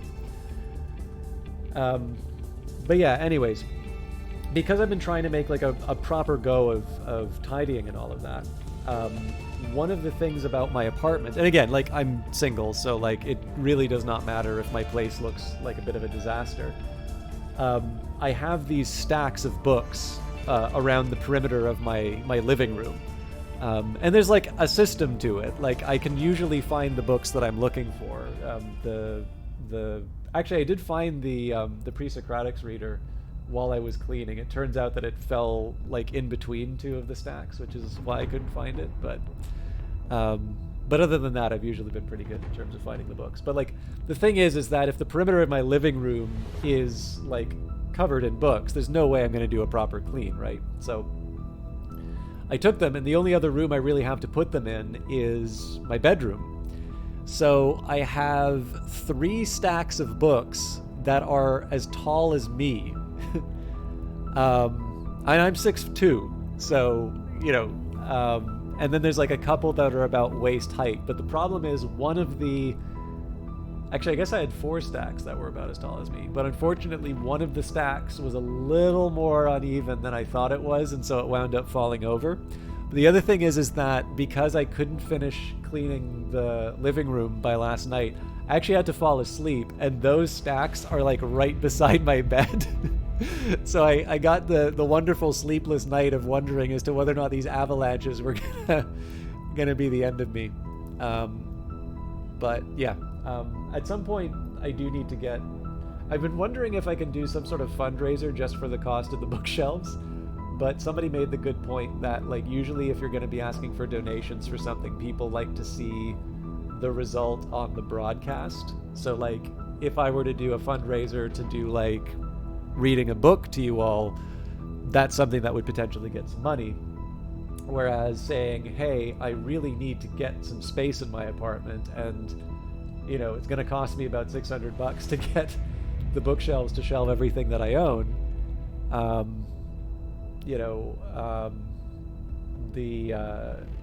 Like, that's just not gonna, and, like, understandably so, right? All of you have a bunch of people who are asking you for money, right? So generally you want to be able to give something in return, and it's sort of hard to make the case that, you know, these books are the reason why we have all these interesting things to talk about on a broadcast. But yeah, that was just a really, really long scaffolding, or a long time spent, large scaffolding to talk about my towers of power. I'm going to try and finish off the living room tonight, which is one of the reasons I need to be kind of strict in terms of finishing off the broadcast. And hopefully I think I'm actually just going to reinstate the like piles of books in the apartment, but maybe like have a corner for the things I don't think I'm going to reference right away. Anyways, I'm sorry, I've been rambling a little bit more on things that are not as relevant to Terra Invicta, and I was hoping to make a bit more progress with the game. So I'm going to take a quick second to get a bit of a stretch. I'm going to get some water, which I haven't refilled since the start of this broadcast. And I'd actually really like to get some tea, because what I was originally going to say about the tea was when I was cleaning one of the I had like some boxes that I hadn't like broken down. And it turns out, like, there was a big tea order that I did, and what I didn't realize was that the entire bottom of that box had extra tea. And it just was like, I ordered so much tea that I unpacked the box and said, damn, I ordered a lot of tea. But it turns out I ordered even more than that. So all of this, like, special fancy tea that I'd ordered that I thought I'd already that I'd already drank, turns out there was like 4 or 5 packages of them. So I'm really glad that I like break down my boxes before chucking them, because like I'm sure I would have thrown it out if I didn't see it. But yeah, I've been enjoying that. So that is a really long way of me saying I'm going to do a small break. I'll probably run ads because I need bookshelves. No. I encourage you to get up, get maybe a glass of water, perhaps some tea yourself, one way or another. Take care of yourself, and we will be back for another probably hour and a half of Terra Invicta. So, see you in a little bit.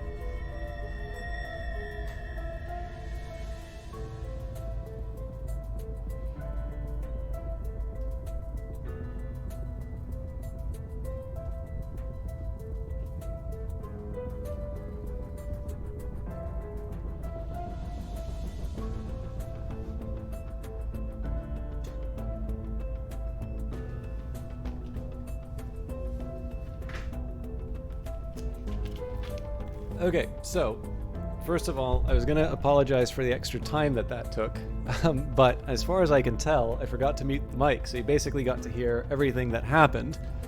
I had to go from cold water, and it's negative now, so not only did the kettle take a longer time to boil, but one funny detail, I was able to use the time to clear out the last box that I had, so... Yeah, no. Basically, while I was waiting for the tea to steep, I was able to get the last of the boxes like just sorted out. So I still have to dump a bunch of stuff back into it, and there's a spider which was quite happy to have made its home in that in that part of the part of the apartment, which is being exposed to like some kind of light for the first time in probably a year. So I'm sure I did not want to go through the trouble of chasing them all over the apartment. But anyways, for those of you wondering where the heck I was, I figured I'd use the opportunity for the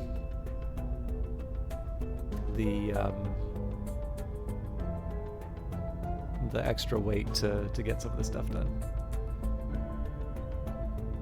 No, it's a small one. The little, I notice, I used to be really scared of spiders as a kid. Now I'm not too fussed about them, but I do tend to notice the ones that contrast really starkly with the walls. So I've got white walls. And I notice the ones that really starkly contrast with the white walls, like the ones that are very dark and a little bit thicker. Those tend to be the ones that surprise me more.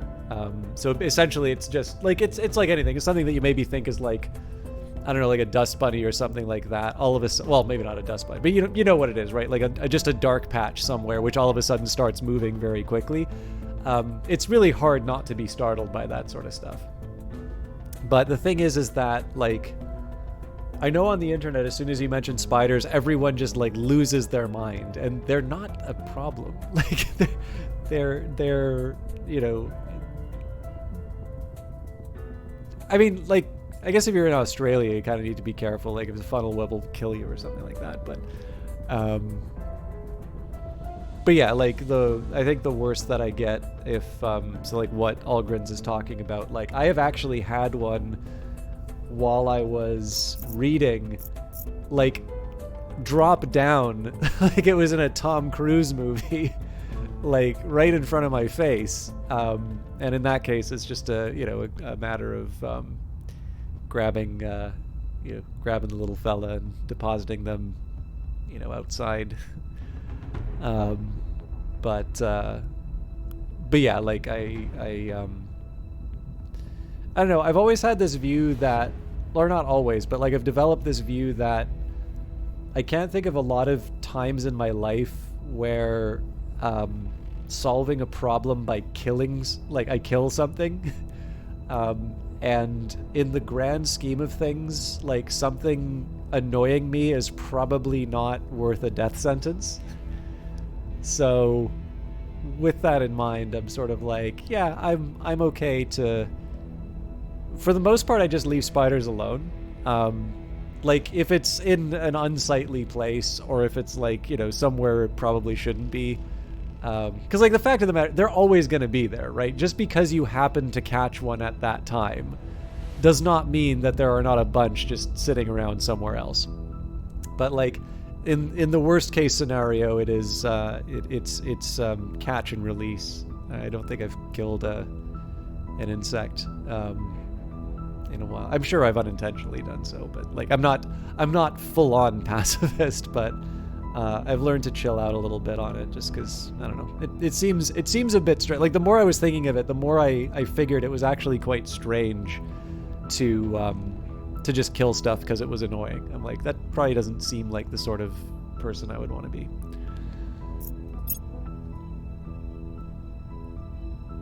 Although I play spectacularly violent games. Like apparently I just do not value human life at all.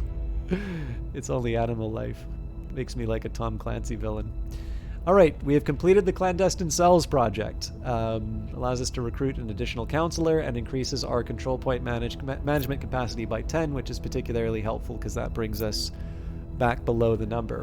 What's also going to be helpful here, though, is that I'm going to be able to compare...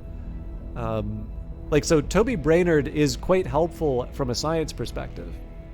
So the question is, do I want to replace them, or do I just want to hire another counselor to close the gap on a few things?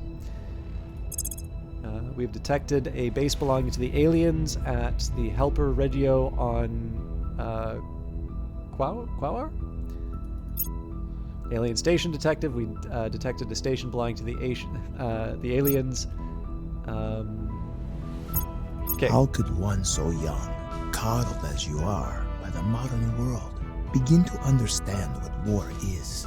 I did what had to be done. Closing your eyes and wishing the monster away only makes you an easier meal. Colonel Hans Castile, during a war crimes trial. Living with the certainty that we are not alone requires we change from observing the cold worlds of our outer solar system when it suits some scientific purpose to actively monitoring them as an intelligence-gathering operation, like sentinels on a watchtower. With Earth and space stations constantly in motion, doing so requires an integrated network of sensors and analysts ready to investigate whether a transient blip is a small and simple chunk of nickel and iron on a grand journey through the universe, or an alien spacecraft coasting towards Earth. So it allows the faction to track alien vessels and structures anywhere in the solar system, and immediately reveals all alien vessels and habitats within our detection range. I am more inclined towards alien flora right now. I do at some point need to consider one of the labs because I am going to build a station, but we need boost before we do that.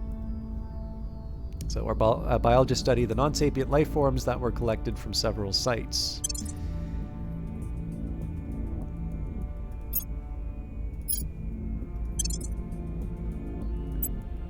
And I'm going to put a portion of my research towards management research now.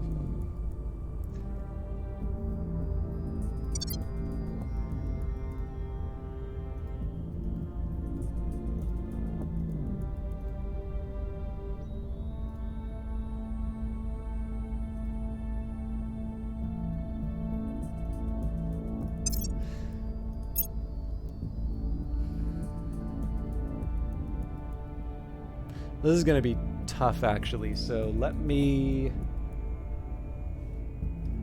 just grab my notepad.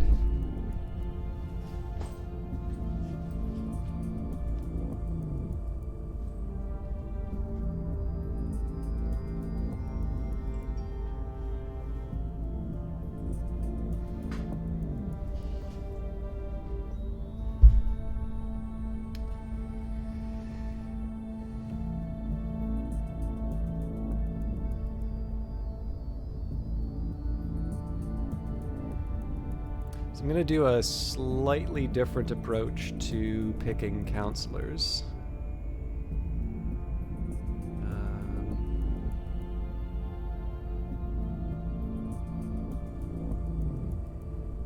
I have my old Terra Invicta notes, but those don't really count for anything anymore.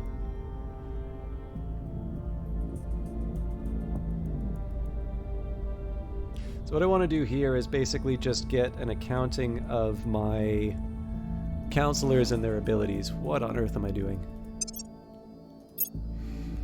So it is interesting to me to know what, basically what missions they can go on, but what I want to take care of at the moment is just to take a look at the different stats that I have and the levels that I have in them, and that way I'm hoping that that will be a slightly more...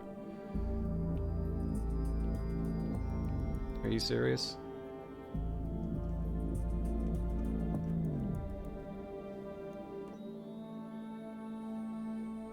Sorry, I might be out of power. Ah, damn it. Gonna have to go analog. Back in a second.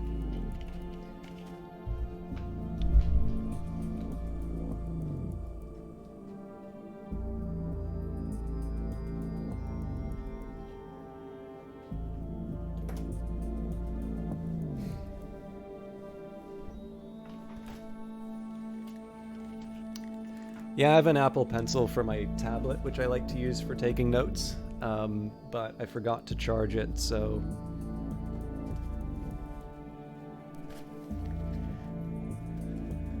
Okay. So we have persuasion, investigation, espionage, command, administration, science, security.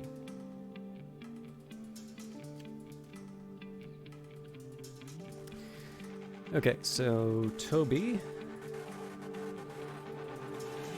got 3, 6, 4, 0.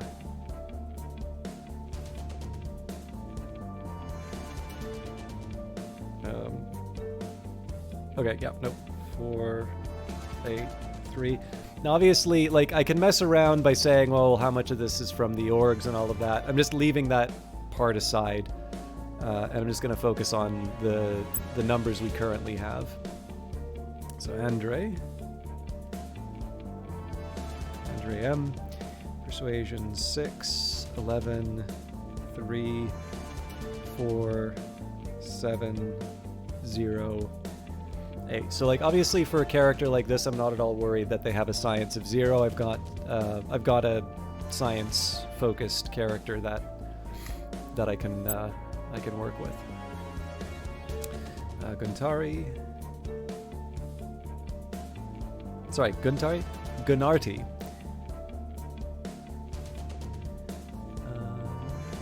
T. 4, 2, 7, 7, 2, 0, 10. Envy.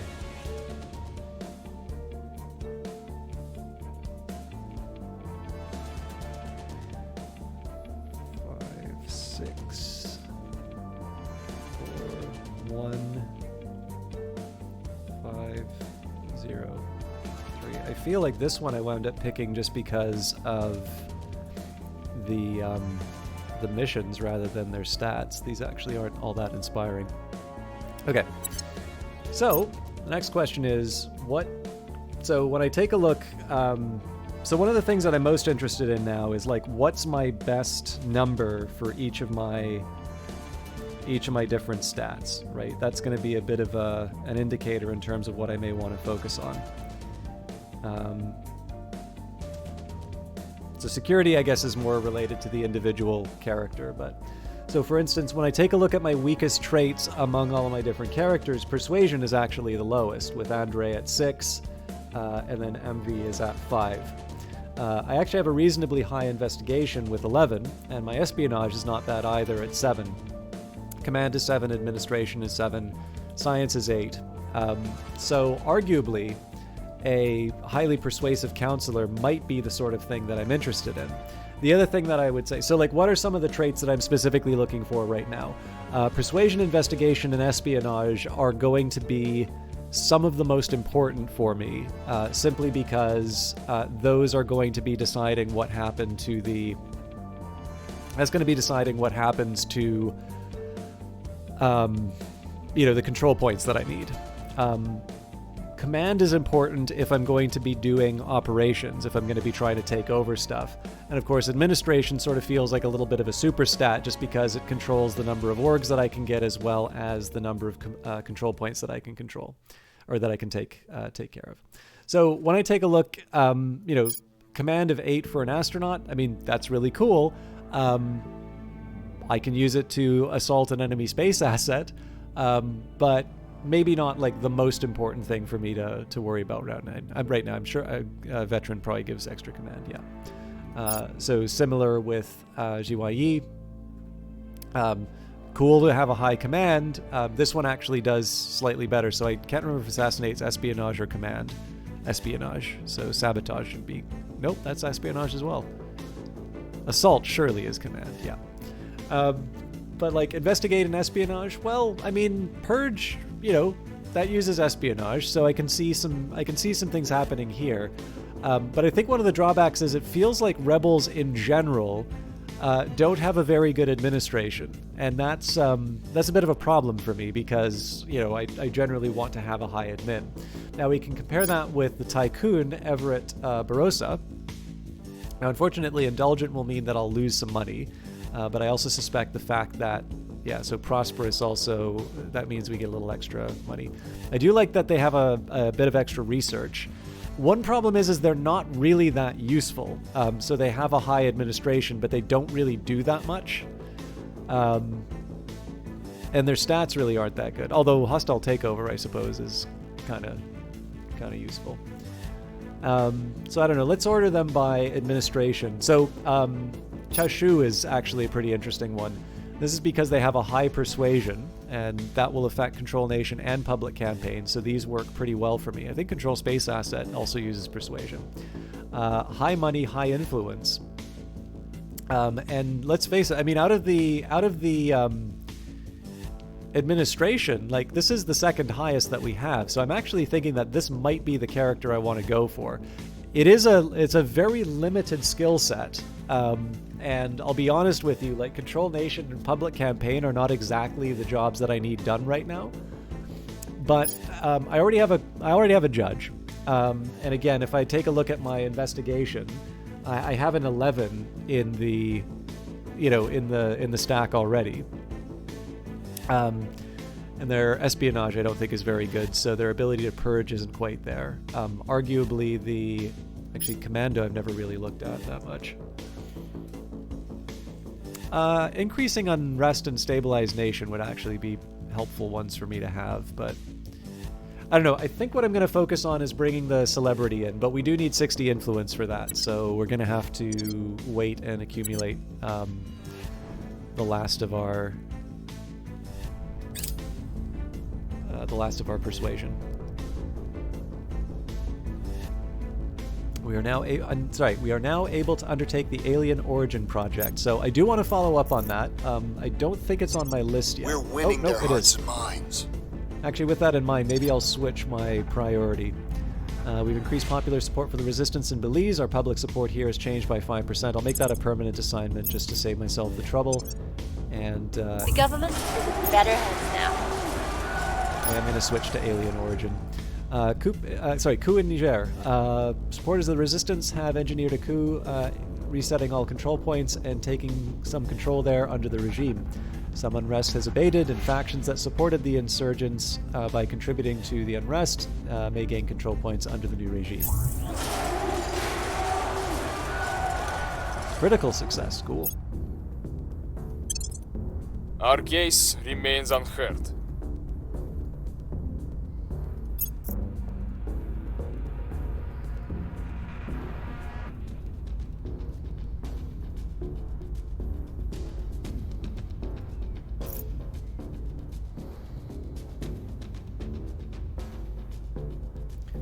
So again, we are going to start kicking out some countries soon.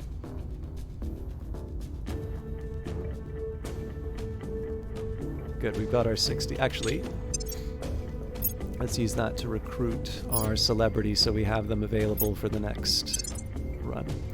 We've completed the Build Your Council objective. Make sure you recruit several counselors with the ability to gain control points in nations. Counselors whose professions have an affinity to your faction's goals will cost less influence to recruit. This is why we're pretty good at getting rebels. Let's get on with it. Okay. Ready to go. So I'm going to take my top tier persuader. I'm pretty sure We'll make our appeal. this will be better Standing than by. Andre doing Ready the to job. go. Andre currently can 67 compared to Ready. what? 75, yeah. So I definitely for that. Now that doesn't mean that we can't do. I'm here. So the question for Andre here becomes: unrest is high in El Salvador. I should probably get working on that at some point. So the question now is, what do I use the persuasion for?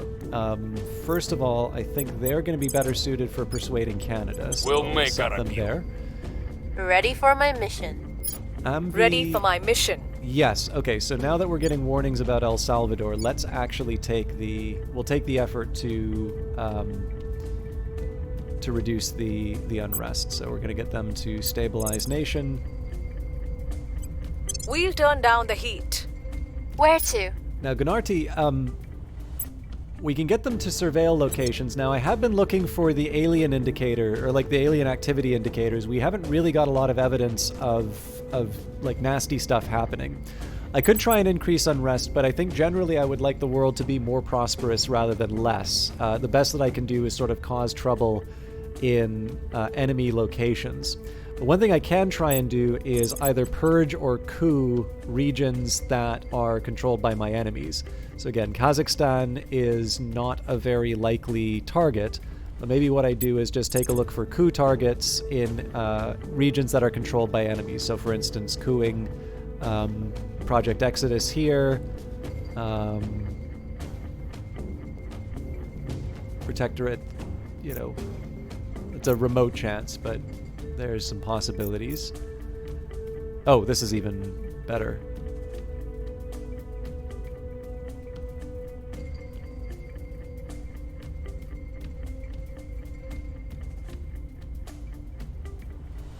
But yeah, essentially just try and make things tough for the my... government. To make stuff difficult for my my opponents.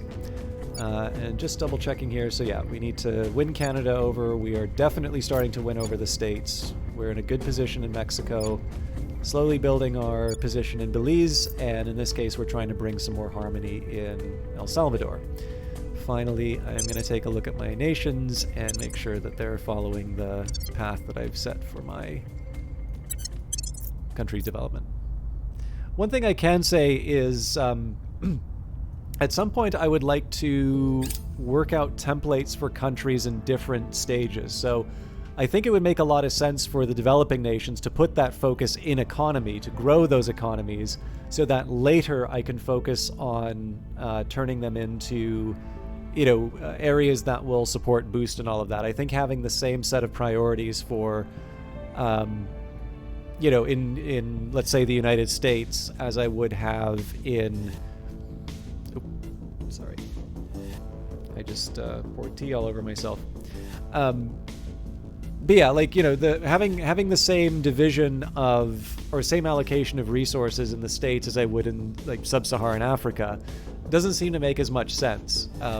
But it's something easy that I can do, and I want to try where I can to focus on a different aspect of the game at each point, just so that I can gain a better understanding, and then as I get, essentially I do big broad strokes at the start. As I continue to play the game, as I continue to get better, to focus a little bit more narrowly on the idea of developing certain nations, especially because a lot of these places I'm going to wind up sort of abandoning them. So it's fair to say that I don't necessarily want to be directing too much attention, and I don't want to be developing too attractive of a target for people to wind up taking over, because in the end, if I essentially wind up enriching and developing this country, so a perfect example, let's say that I engage in this massive industrialization of sub-Saharan Africa, and they all wind up with, mission control and launch pads. And then I leave them all so that I can make my United North America. Well, if Project Exodus just kind of runs in and takes all of those resources, all I've really done is dedicated a lot of resources towards making Project Exodus have an easier time of things. So, I want to do what I can to try and bring countries towards prosperity, but I'm not necessarily going to spend a lot of time worrying about ones which I'm taking more because I have an opportunity rather than having them as part of my long-term strategy. All right, images of obvious alien military ships and structures in the far solar system has dashed hopes worldwide for a peaceful contact. Many who wish to seek an avenue of cooperation with the aliens are changing their views in light of some of the first hard facts about their arrival. The road ahead is fraught. Roughly half of the control points belonging to the Academy will suffer the crackdown effect for 12 months. The Academy suffers a massive loss in public opinion around the world, and all nations' cohesion moves one towards extreme values.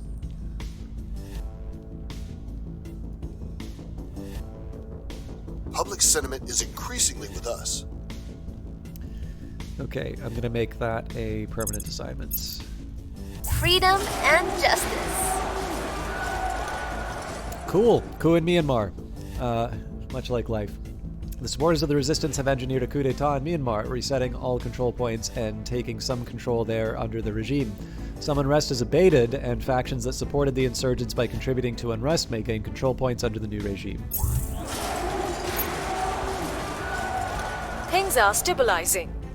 Okay, I think I'm gonna make that a permanent assignment for Public the time opinion being. is moving in our direction. And that's also a permanent assignment until it's at 50%.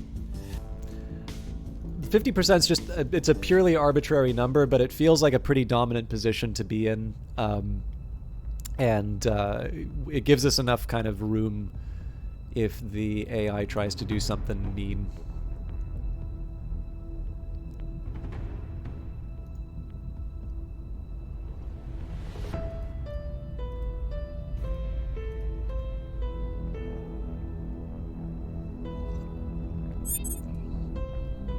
The 20th Guards Army in Russia is now under control of Humanity First. It's no longer commanded by Project Exodus. And new organizations for acquisition.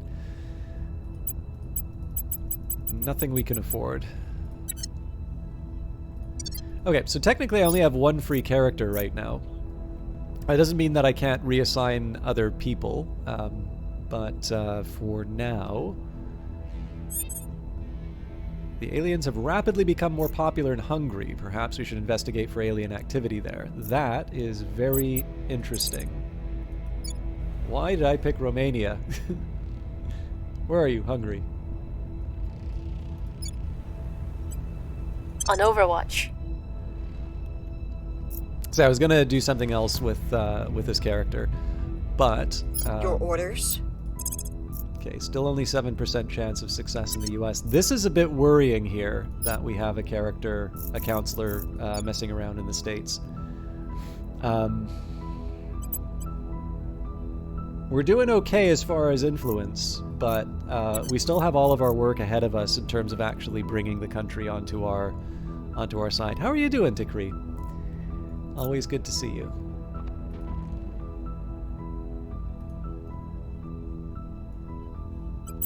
Make sure that this is still... Yeah.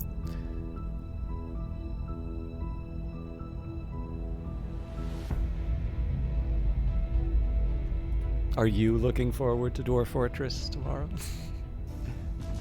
Actually, I guess that's kind of in the line of City Skylines for you. Oh, sorry, forgot. I was wondering why nothing was Surveilling moving. target area. Okay, so it doesn't seem like we found anything alien-wise in here.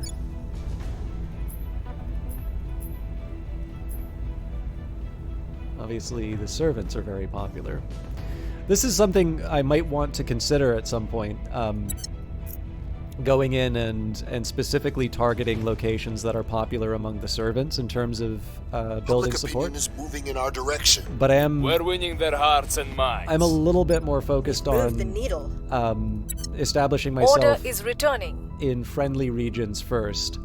And essentially the reasoning behind this is this will boost my popularity, my persuasion, and so that's going to give me ammo for the more difficult regions.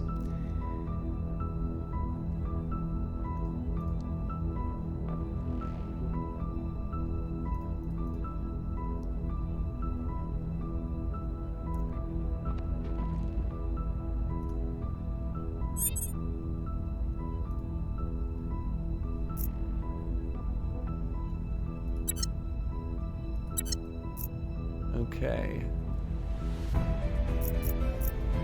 So, I guess the tricky part here is that we've done investigations. Ready for orders. But we haven't really found anything. So the question is, do we spend another turn doing an investigation in Hungary? Or do we start purging some of these weak academy locations?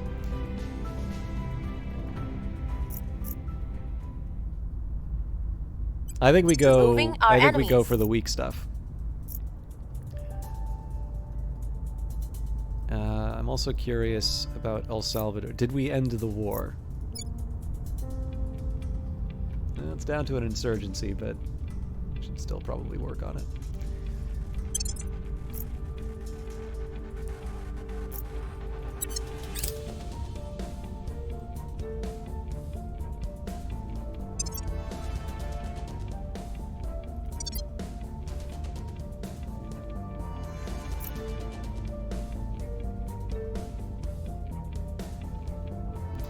New project is available. We are now able to undertake the Military Science Lab project. So I've been avoiding these projects simply because the Found a Station objective really only makes sense once I have boost and mission control, The which people is will come to our side. essentially we're waiting on Public opinion remains unmoved. we're waiting on the We're U.S. winning their hearts and minds. Violence is abating. Now, at some point, I do actually need to push on the states. But I think what I'll do is maybe we'll do that after we get Canada over 50%, and then we can start spamming the control. Our associates are now in charge. That was unexpected, but really cool. So we now have a control point in Korea.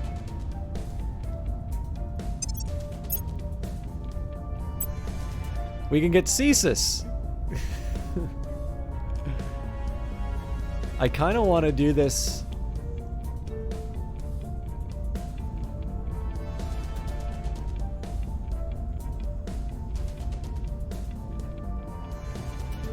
I kind of want to do this just because it's very funny that the Russian politician winds up controlling both Joint Task Force 2 and CSIS. Yeah. Apiary Development Science, so this would be better for Toby to control.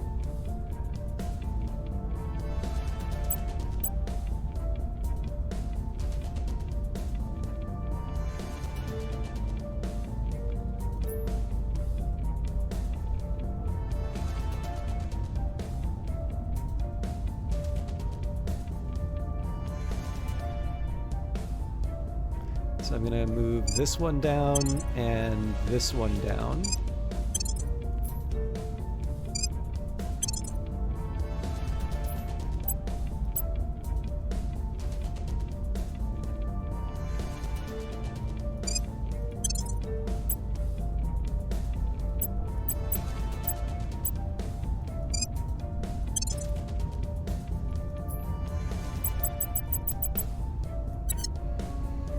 Okay.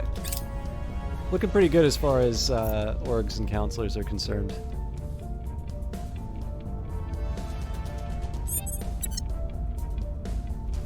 Yeah, it's really encouraging me to go for the states.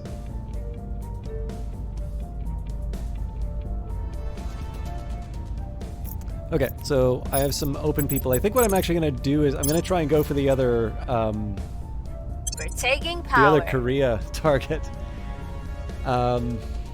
Now, Where to? if I were to try and persuade Canada, 84 is still not a bad number. We'll make our appeal.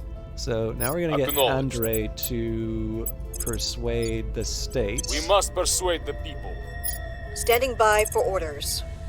So again, it's a 1 in a million We'll chance. bring this nation to our side. But I feel like this is a slightly better use of my resources here. Part of this is because I believe Toby Ready gets a for my bonus in terms of persuading Canada. Is it National Hero, so +3 persuasion when in home nation.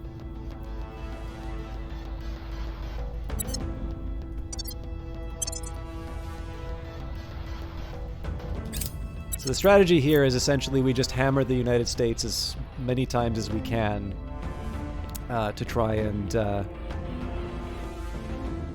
try and finally bring it into my sphere.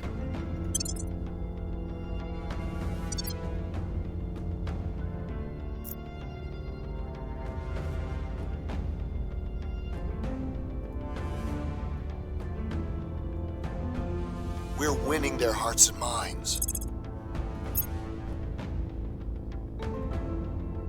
Things are cooling off. Our cause is unjustified to them.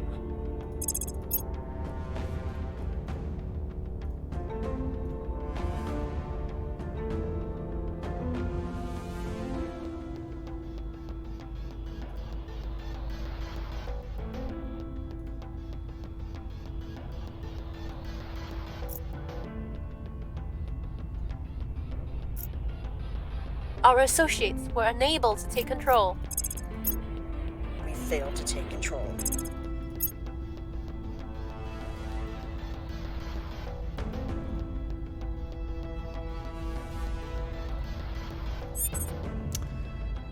Okay, so a bunch of people canceling alliances with me because of their control. I'm okay with this because we're still making positive persuasion. There are other penalties for this, so essentially because being over the cap costs us 0.07 per day, which is reflected in our national influence income, enemy missions targeting our control points will receive a bonus. We may abandon control points to reduce the cost or increase our cap through research or increasing our counselor's administration, command, and persuasion abilities. So, again, the reason why I target administration a little bit more is that you have the ability to sort of supercharge your counselors with organizations. But again, it might be something that I tried. I might change it later on. But for now, this seems to be a reasonable way of handling things. Interesting, El Salvador has lower unrest than Mexico now, so maybe I want to start. Maybe I want to start focusing on something that's a little bit more important to my. Standing by. We'll make things safe. I think this affects economy. It should. Absent usual circumstances, unrest in the nation will change by plus 0.25 per month until it reaches a rest value of 6.4. If cohesion is 0, unrest rises much more rapidly. The unrest score represents violent resistance to the political, economic, or cultural status quo in this nation. High unrest hampers the economy and may result in a coup or revolution, which will transfer or clear many or all of the nation's control points at once. Unrest is fed by low cohesion and low quality of life per capita GDP. Military spending in armies can reduce it, especially in non-democracies. Unrest changes by negative 0.0442 per 3 investment points in the military priority.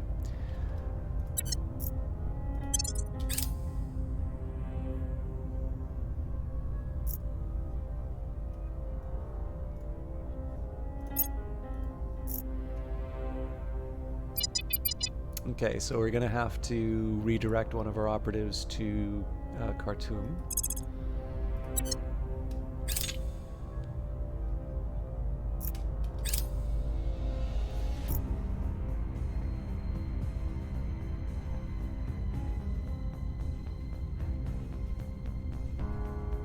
I am happy that we're getting a bit of a stockpile of ops, though.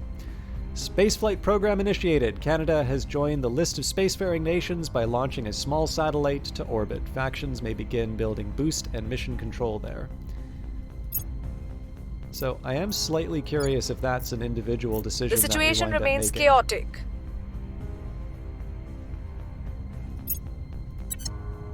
Our case remains unheard. We've moved the needle.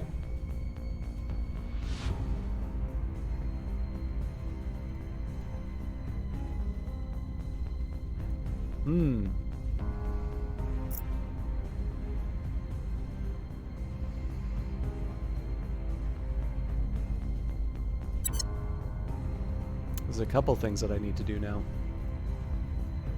We're in control here. I cannot believe that worked. We were unable to establish control.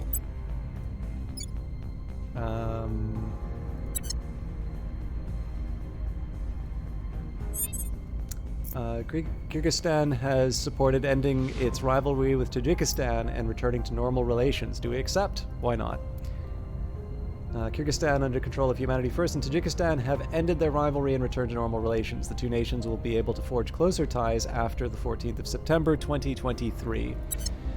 Okay, we got a few things we need to do then. So I'm a little worried about where we are with our cap.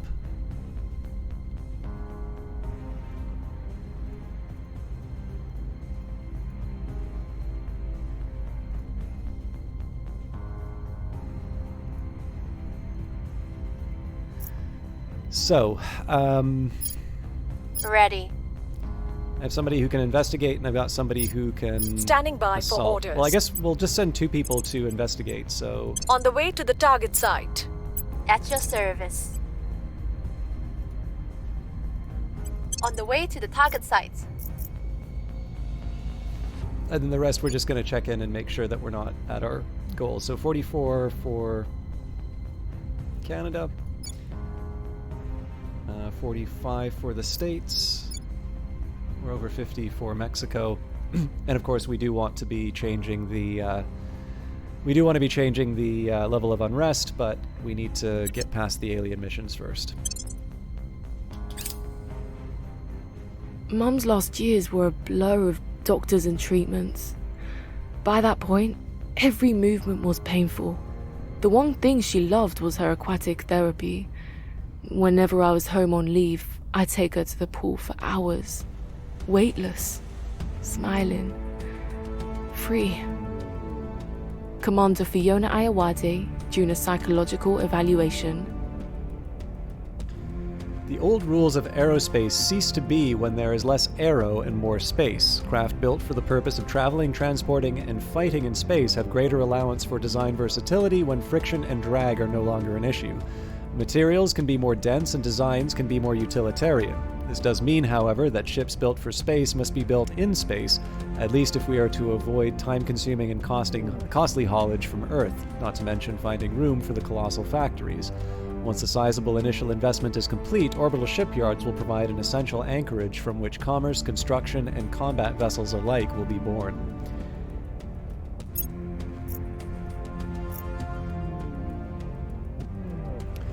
We're now able to undertake the Interplanetary Warships project. So this is a nice to have. I don't think we're really at a point where we can benefit from it. Haunted Forest. Several people have been reported missing after failing to return from a local forest in the San Salvador region. Rumors are already spreading that the forests of San Salvador are haunted. So just a spooky bedtime story. Aliens performed 2 abductions in San Salvador. Dispatch expeditions to the forest to find the cause. The invaders will find no refuge in our forests. Burn it all down!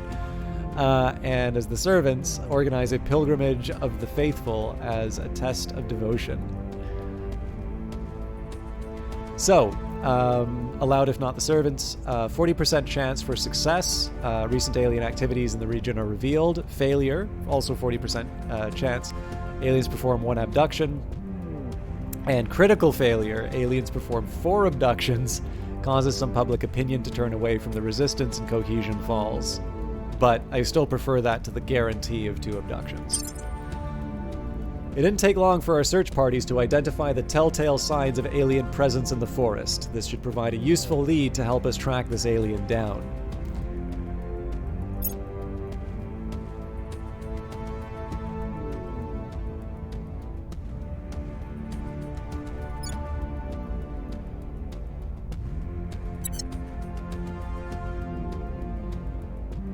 So I guess I need to surveil this. We've moved the needle.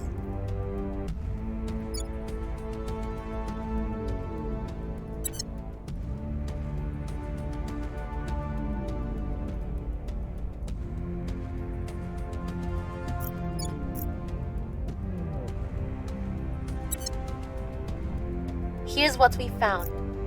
I've learned some useful information from my investigation of the UFO crashdown site in Sudan. We will receive a small bonus to our xenology research going forward. We found something.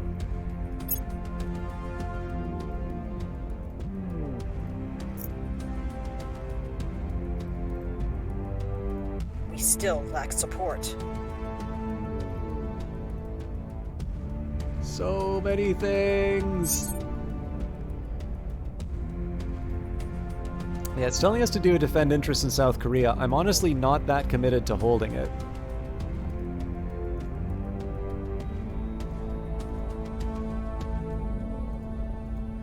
So, let's go...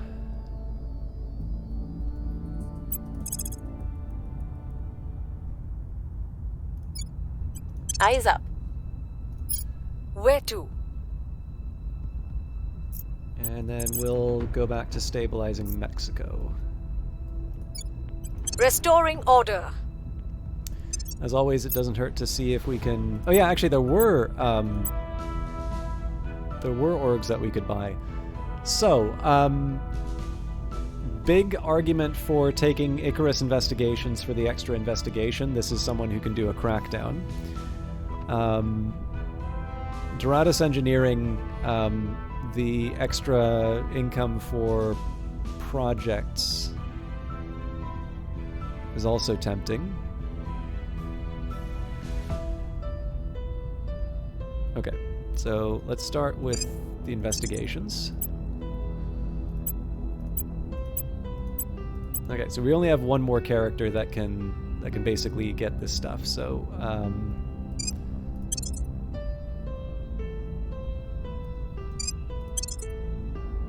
I think I'm just gonna go on a big buying spree, and then we'll sort the rest of that out later. So I can definitely see, like, DARPA would be a pretty significant improvement, but it's not at all clear as to whether or not I'm going to be able to get that on anybody. So for the time being, I'll just... oh, actually...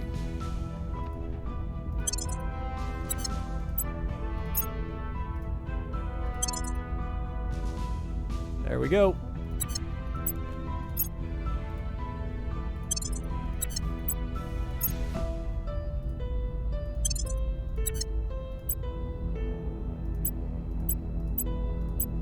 So, Andre is also becoming very good at persuasion, or at investigation. The Australian Signals Directorate would be better than the Secret Intelligence Service, although there's nothing saying I can't switch this around. So, like, JTF2, maybe not important that it be Andre that controls it. So yeah, here's what I think I'm going to do. Oh, we can't afford the rest of it, so that's fine.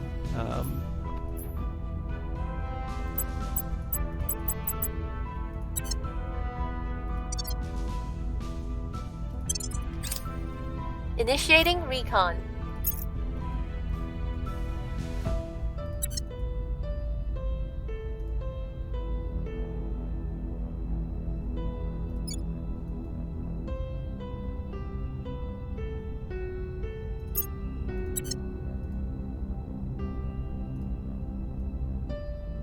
Slowly accumulating boost, which is nice. I'm assuming that's because of the Canadian program, although it might be that we have a little bit of boost coming from Korea as well. Things are stabilizing. Okay, I'm going to make that a permanent assignment for a while. Public opinion is moving in our direction. The people will come to our side.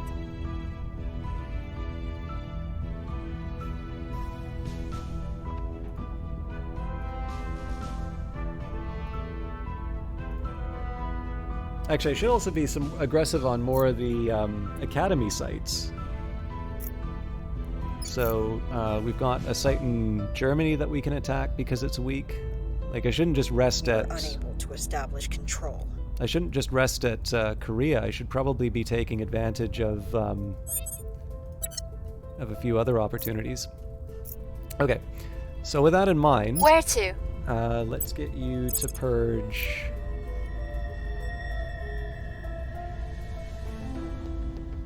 Interesting.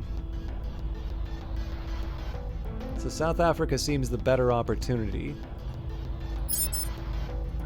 Oh, it's the lead. Okay, it's the executive. So that doesn't help me that much. Interesting.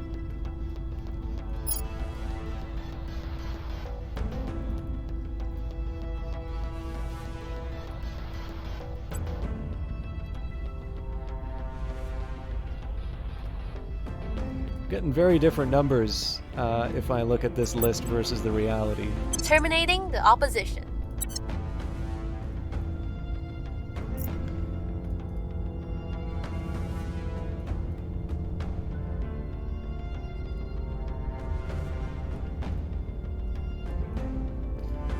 I think right now we're still going to focus on claiming the United States. Obviously, I can abandon a few countries as needed, but the game plan pretty much stays the same. There are a couple changes, though. We've established our position in Canada, which means we're going to try and win hearts and minds in another part of the world. And here we'll go basically anywhere they I will like tell us. our story.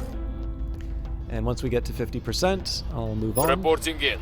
Now, the exception is the United States. So even if we were over 50%, until we've actually locked ourselves into the States, we're not going to change any of that. And it did say there were potentially orgs available. I suspect I can't buy any of them. Yeah, but it doesn't hurt to look. Okay, I'm generally feeling okay with where things are. It's a little slow as far as like alien origin is concerned, but it is a 2000 research project. And I'm still figuring out what the deal is here. Like it did say that there was something to investigate in El Salvador. But we did a surveil, and it didn't really do that much. Also, same with Hungary. So, I mean, I'll do the best with what I've got, but I don't exactly want to be redirecting resources that could be more productively used elsewhere to hunt phantoms.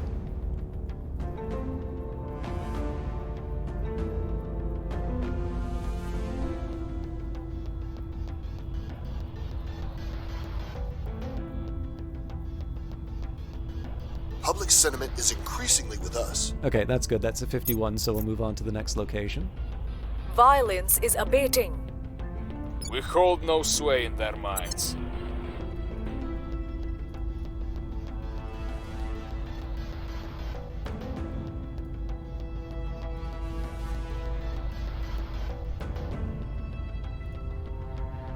Alright, well, not going to be able to investigate my my own territory anyway. Our enemies are still in control. I'm gonna hit continue on that. We failed to take control. Again, it's not surprising that the US missions are failing so much, because 11% is a pretty small... Okay. Standing by for orders. So for starters, let's start by investigating alien recon activity. the sites. Ready for orders. Against my better Ready to judgment, go. I think I am going to surveil San Initiating Salvador recon. one more time. And Toby, Standing we're by. going to move to a public campaign, this time in Panama. I will try to sway the public. And again, the logic here is we bring public opinion up to 50-something percent. And part of this is, again, it's about the global public opinion. So influence represents political capital and the ability to sway institutions and people to pursuing your goals. It is gained from favorable global public opinion about your faction's ideology, orgs, counselor traits, and HAB modules. It is also spent on maintaining your control points each month. So the main idea behind this is it's not really about the income, although that's kind of nice as well. It's a mission that I can send my counselor on. So again, just generally it's nice to have my counselors doing other things. The other thing that's nice about this is that because it's going to take me a while before I can unify North America, it's just nice that it's going to be a bit more difficult for places to try and take over these regions that I already control. And again, like it's not the end of the world if they do, but if I go to try and retake them at some point, then that also means that because I've already put the effort inside of the public opinion, it's just going to be easier to make happen in the future. But again, the intention is once I get rid of... So the priority of essentially regions to kick out of my control, first of all, it's going to be sort of overseas regions. then South America, then Central America, and then I have on occasion needed to kick out Mexico as well, but I'd be resistant in that case just because it's really hard to get it back if someone decides to take it. Okay, what's happening in the world? France and Czech Republic have ended their alliance. Middle Guinea and the United Kingdom are allies. Mauritania and the United Kingdom are allies. Italy and the Benelux have ended their alliance. Vietnam and Pakistan are allies. Azerbaijan and Russia are now allies. So what's going on in the... Okay, so Germany's in the hands of alien-friendly... Germany and Italy are in the hands of alien-friendly groups.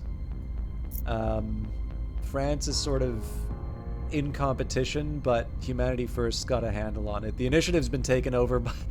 This is weirdly true for the world, I sort of feel like. So the United Kingdom is owned by the initiative. Actually, I think it's fair to say that the Protectorate is alien-friendly as well. So a lot of Europe is definitely in the hands of people who probably are not necessarily going to have humanity's interests at heart. The problem is I don't have a really good plan for breaking any of that. How you doing, Irrepressible?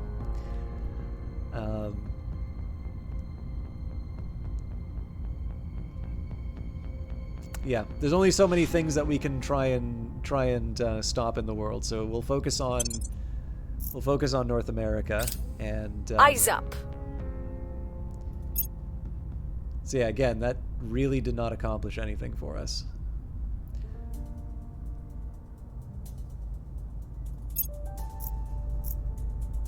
I'll maybe surveil after we complete the investigation.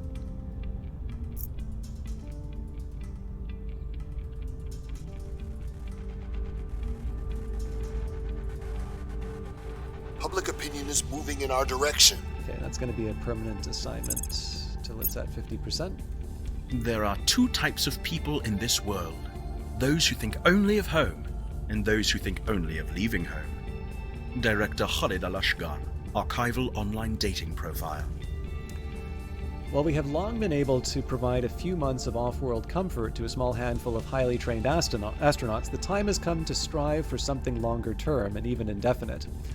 Our newly developed first-generation outpost habitats are the product of engineering built on decades of experience in the most hostile corners of Earth, a far cry from our earliest ventures, which were exclusively designed for scientific research. This new breed of space station is built for versatility, to provide off-world homes for dozens of souls, and for more walks of life than astronaut or engineer.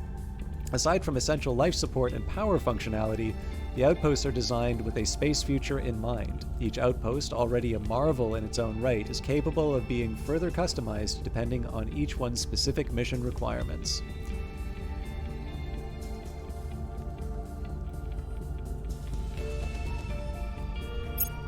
This will be the low-cost housing Public in the future. opinion is moving in our direction. If you can't afford to live on Earth, you can go and live in the space stations and work in a factory.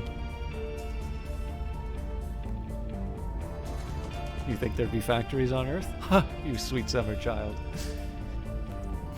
Recon complete. Before you met your wife, you were down to die on Mars. Yeah, I do not want to die on Mars. I could be happy to happy to try and live on another planet. I do not want to die on another planet unless it's of old age. Okay, we'll take a Cleaning things up. We'll try and bring someone back to, or we'll do an investigation in Uzbekistan, but I don't think it's going to show us anything. One-way take. Okay, gotcha. There's so much to do. We were unable to establish control.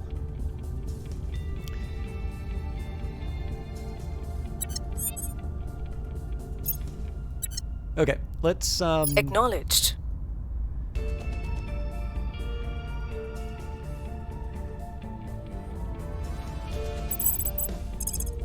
let's see if surveillance On Overwatch. does anything. Acknowledged. Where can we purge? Romania. We're taking power. My god.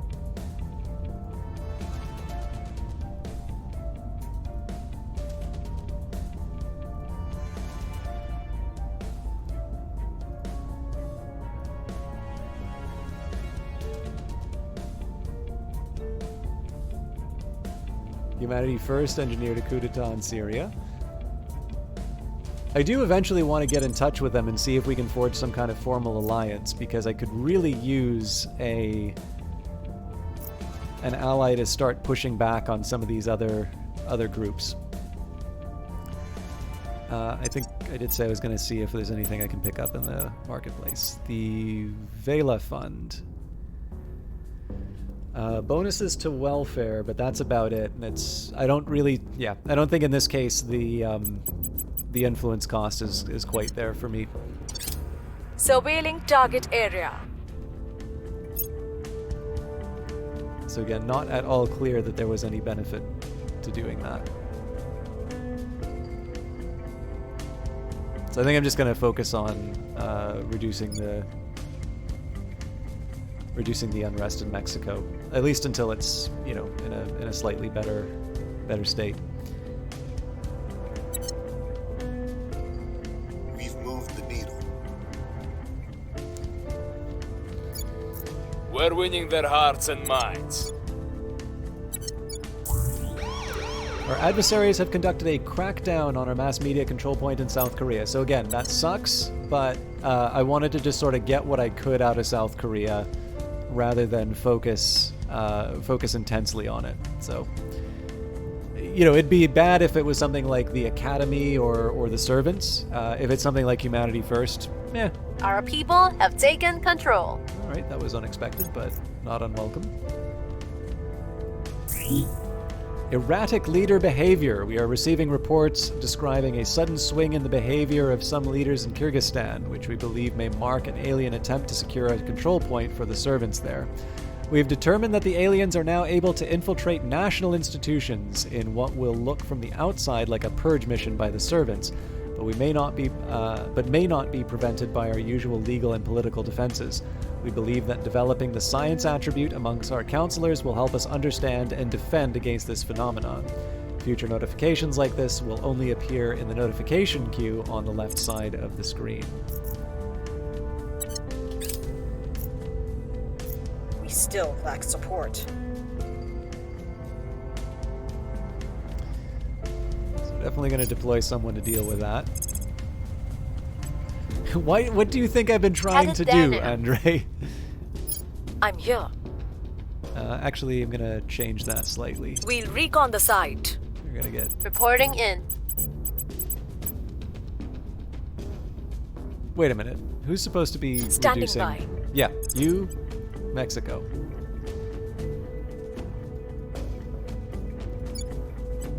We'll restore peace to this nation.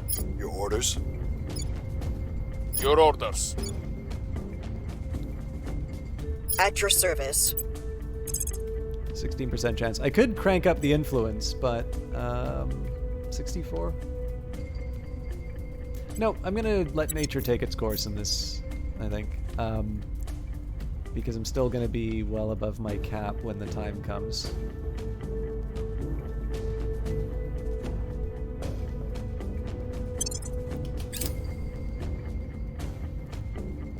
Happy to see the Canadian space program develop the way that it is, though.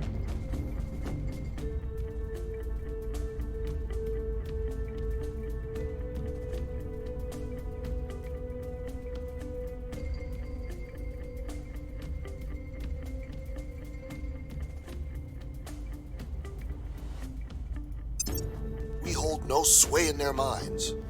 We were unable to increase security.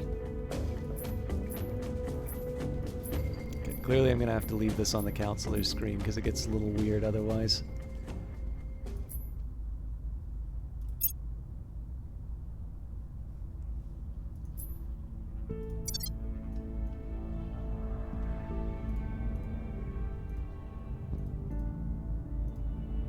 We found something. I've learned some useful information from my investigation of the alien activity in Kyrgyzstan. We will receive a small bonus to our xenology research going forward. Objective complete. We have completed the Investigate Returned Abductees objective. We have news. It is not good news. 2 weeks ago, the son of a senior diplomat in one of our targeted regions disappeared after leaving a party at a remote farm late one night. He reappeared 36 hours later, offering no explanation for his absence. His mother was, of course, overjoyed at her son's return, but was surprised when he proceeded to take a sudden and uncharacteristic interest in her political ties. One of our field teams received the report and placed the teenager under around-the-clock surveillance. A few days ago, our team followed the teenager to a derelict industrial park where they observed him placing a small package in a dead drop location. Our team moved in, confiscated the package, and detained the teenager. Upon opening the package, we discovered dossiers of information on various local political figures of national and international importance. The teenager offered no explanation for his behavior. This does not appear to be an isolated incident. Several other field teams have reported abductees behaving in a similarly suspicious manner, again with no apparent explanation. Although it is dangerous to draw conclusions too swiftly, our working theory is that the aliens are somehow exerting influence over humans that they come into contact with, and using these thralls to gather information on human institutions and power structures with a view towards establishing control. If this is true, the aliens are not only clandestinely moving against us, but may already be deep inside our society. We need to know more, and quickly. How you doing, Starbright Knight? Good to see you again. Have you been playing Terra Invicta, or have you just been following it? It's actually not a bad time to stop by, because I lost my original save. I thought it had cloud save, but for whatever reason it didn't transfer over when I moved my... I upgraded my computer, but I also took the opportunity to just sort of... I don't exactly... Does anybody really reformat their computer anymore? But anyways, I decided to sort of start clean with my machine, and that meant that a couple of save files for things that I was streaming sort of went away. But yeah, if you're interested, you're confused a lot, so you spent like 4 hours trying to decide your first move. There is a lot going on in this, so the first thing I will ask you, Starbright, let me just take a quick second here. New objective, research alien operations. We have now received dozens of similar reports of strange behavior among returned abductees. More worrying still are early indications of shifts in governmental policy among nations with a high abduction rate. We recommend immediate analysis. Research Alien Operations Project when it becomes available. So, I only ever did it when there were viruses. I'm better at not getting those anymore. Yeah, I do. I'm not crazy about the fact, I still use like free antiviruses. I'm not crazy about the fact that they are really intrusive with their advertising. But, I mean, if I'm not going to pay for it, right, like I can't complain too much. But what I am going to ask you, Starbright Knight, is... let's bring up...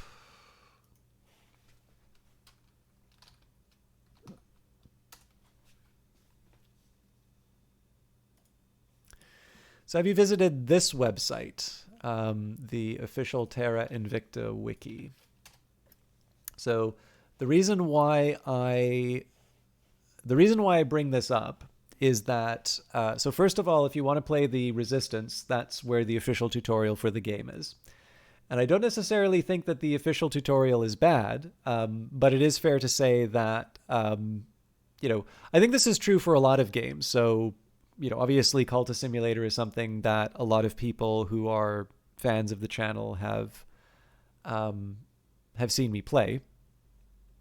And I think it's a very good game, but I think it's also true that the guidance that it gives to new players exist for a certain subset of players, and that there's another subset of players who would otherwise enjoy the game, but potentially don't because they needed a little bit more hand-holding at the start to understand that it was a game that was sort of intended to be, you know, make you feel a bit lost. Sorry, I'm just going to have some water.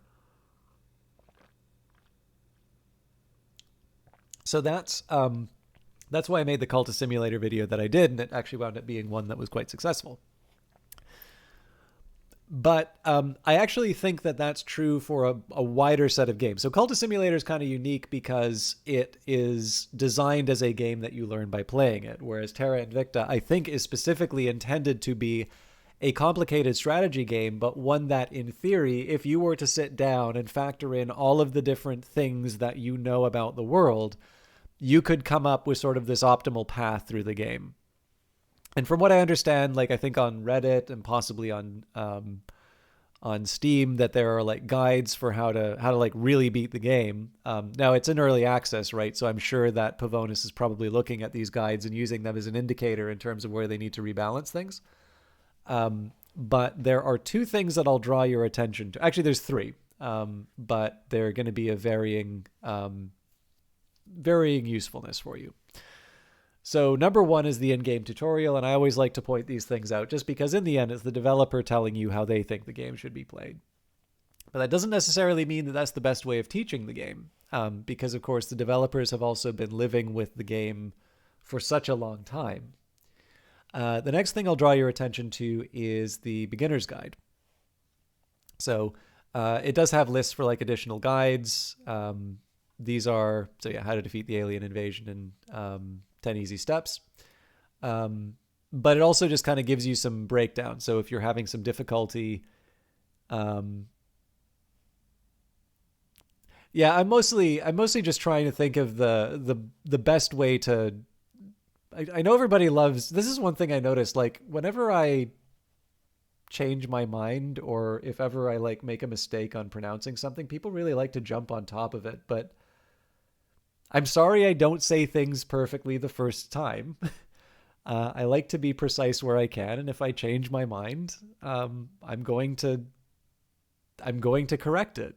So it's better than just pretending that I thought everything perfectly the first time around. So in any case, Starbright Knight, what I will say, in addition to how the game sort of communicates how it should be, how it thinks it should be played, this will break it down by a given set of, this will break it down by sort of a given set of categories. So, right, you've got your first days, your first weeks, your first months. And why I think this is a useful way of breaking it down, not just because chronologically you can,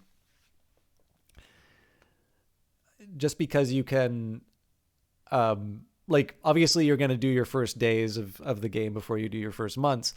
What I find really helpful about this kind of format is that it gives you, I think, the really important skill of telling you what you can ignore. So I think one of the most important skills in a grand strategy game is to acknowledge that most of the information you are presented with at any given moment is actually not important for winning the game. An example that I would give, I'll just jump back into Terra Invicta for a second just to show you what I mean by this. We have a goal. So, right now we want to research alien operations and alien origin. We also want to industrialize space. Now I can click on China and I can learn that, there's no unrest, that it's an authoritarian government, that we actually are surprisingly high in terms of opinion for, compared to all the other factions. Resistance is doing okay in terms of public opinion in China. And we also know that, 30% of the economy is being dedicated towards spoils. None of this is at all relevant to industrializing space, with maybe the small exception that, boost income is something that I would use to launch space assets. But yeah, it's fair to say here, right, that there's a lot of information in this single window alone. And then of course you can add to that the Intel window, research development. Every single nation has a breakdown like this. There's just so much stuff for you to keep your eyes on that it's overwhelming, and there's not a really good, there really isn't a good way of saying this is the most important thing that you need to check at all times. Usually it depends on the context. So that's why I like pointing out the beginner's guide, because in the end, what are you focusing on for your first days? Notice how much is spent on counselors, right? Counselor assignment, council, recruiting. This is all about, getting people to do things for you and focusing on the world. And then, of course, it talks a little bit about research. Within the first few months, this is where you start talking about industrializing space, right? Actually, that even gets its own section in here. But that's one of the reasons why I think the beginner's guide on the wiki is helpful.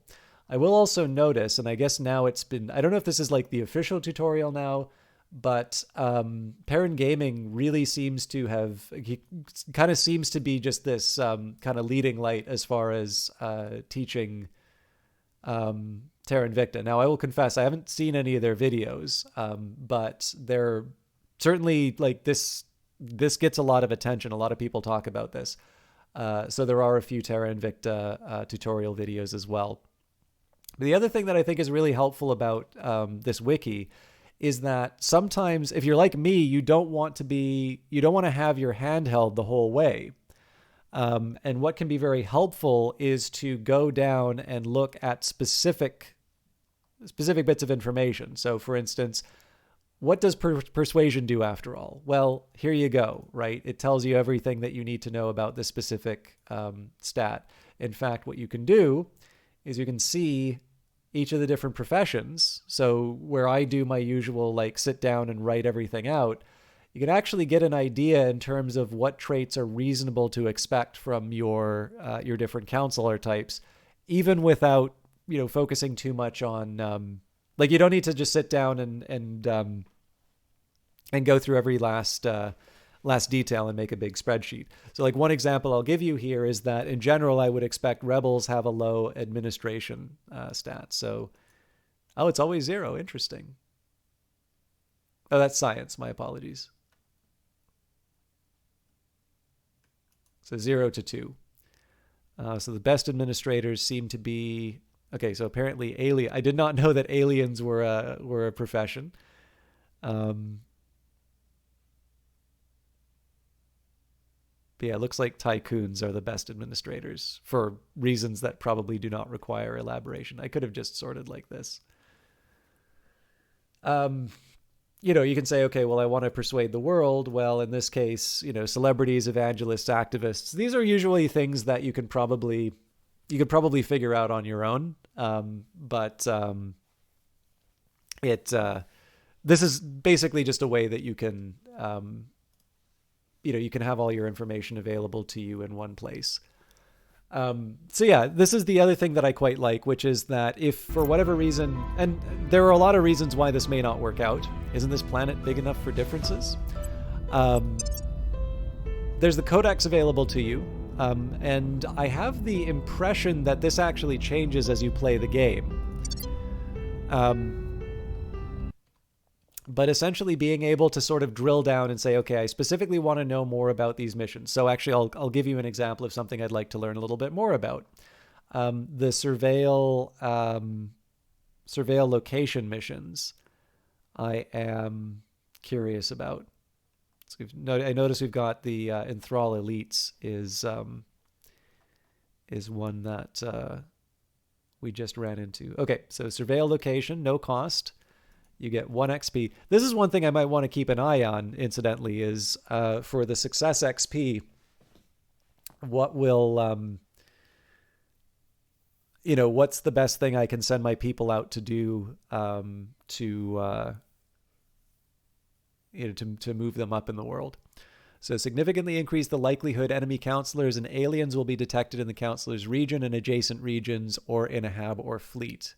May also detect hidden alien assets in nearby Earth regions. Okay, so that makes sense. Assassinate is worth a lot. Assault alien assets, control nation, coup d'etat, crackdown. So pretty much everything that seems to have the RNG component will give you 2 XP. But yeah, in any case, like I guess what I'm trying to say is once you start feeling comfortable enough with Terra Invicta, the wiki is going to be with you at a few different points. 1, it's going to be there to give you a beginner guide. 2, once you feel more comfortable about the game, it's going to be there to answer specific questions that you might have. And then 3, once you're at a point where you, once you start feeling really comfortable about the game, you might actually be contributing to the wiki, and then that leads you to another way of engaging with the game, which is, oh, hey, I don't think the wiki's right when it says this, and then you kind of go in and you test a couple things inside of the game, and you work, you just kind of work with what you've been given at that point. Like, sometimes this is true for real Wikipedia as well. Like, sometimes you'll see a quote which you don't actually think is supported by the evidence that's been brought in. And then that just means you have to go to the library. But anyways, I'm sorry. That wasn't structured quite the way that I did. There was an interruption in terms of people loving to dance over my mistakes. But hopefully that was as clear as I could be. You remember when you started a bit ago, I'd actually played earlier that day, and I was on a new game, which helped a little. That's good to hear. So I have progressed a little bit faster through the... I progressed a little bit faster through this because I seem to remember when I played before, it took us a really long time to get to the abduction side of things. But we're also not quite at the point where I'm lurching between, like, losing Mexico and regaining Mexico. Then again, we are also struggling to get the United States. So, but the best I can say, 2-star Bright Knight, I'm kind of at the end of my session, although there's a couple things that I wanted to do before I finished for tonight. So I'll at least go to the next counselor assignment. But if you have any specific questions, I'd be happy to try and and answer where I can, or at least make some recommendations on what works for me.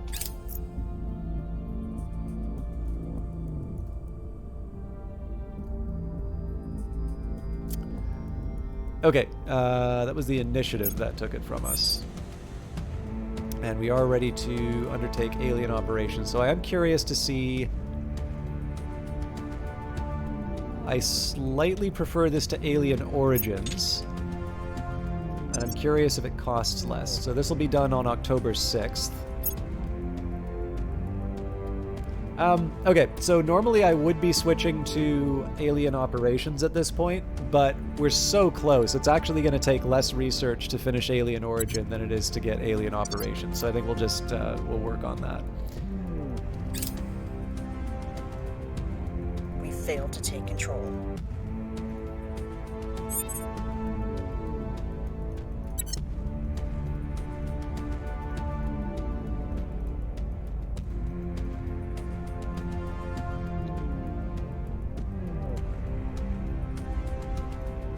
Well, we know where that politician came from.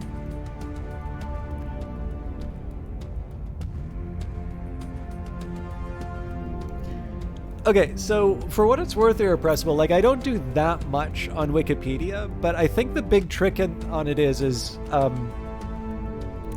so I understand that there are, like, proper Wikipedians who, like, make that their thing. And I mean, you do what you can, right? Like, some people get something out of that, and I think it's wonderful that they do. So targeting the opposition. I'm as happy as anyone that happens. I'm in the same boat as you. But what I've personally found is that I will use... So a really common way that I use Wikipedia is when I'm doing an article. That was one of the things I was going to talk about, actually. So I'm going to go past the 3 hours, which is not what I wanted to do, but I'll get a little more Terra Invicta done. But there's an essay that I wrote, and I did wind up doing a couple of...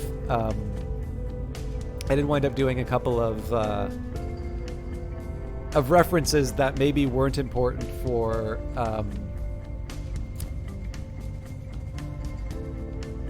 like, I didn't feel the value of sending along or going down, like, a digression on this particular edition that I had, let's say. And so for that, I went to the Wikipedia article, but with that in mind, I also don't necessarily like going to a Wikipedia article, citing it as a source or as a reference that you can look at, and then sort of turn around and find out, oh, actually, I don't think this is really... Oh, game wikis. Okay, yeah. Yeah, so the game wikis that I find the most useful are seeded by the... I mean, it's the same argument, right? They're seeded by the developer, so at the very least, like, you're not starting from scratch. But what I tend to find there, it's a similar idea, which is I'll take a look, and then if I find something that I don't think is exactly right, if it's a game that I understand very well, usually what I'll do is I'll investigate for something that I think isn't true, and if it does turn out not to be true, then I'll make the adjustment. But I will also say, having looked at the Warhammer wiki, those people are crazy, like guaranteed. So...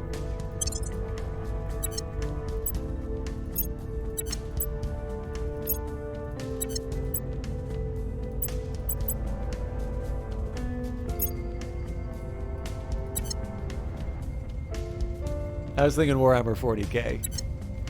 It's just like, obviously the setting is really interesting, right? Like that would not be such a successful franchise if the material wasn't compelling. But my god, like, you know, think of the Horus heresy, right? Like the big battle between the God Emperor of mankind and you know, the traitor. Like,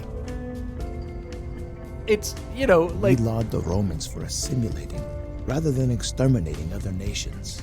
But we should not forget that their siege weapons were terrible things to behold.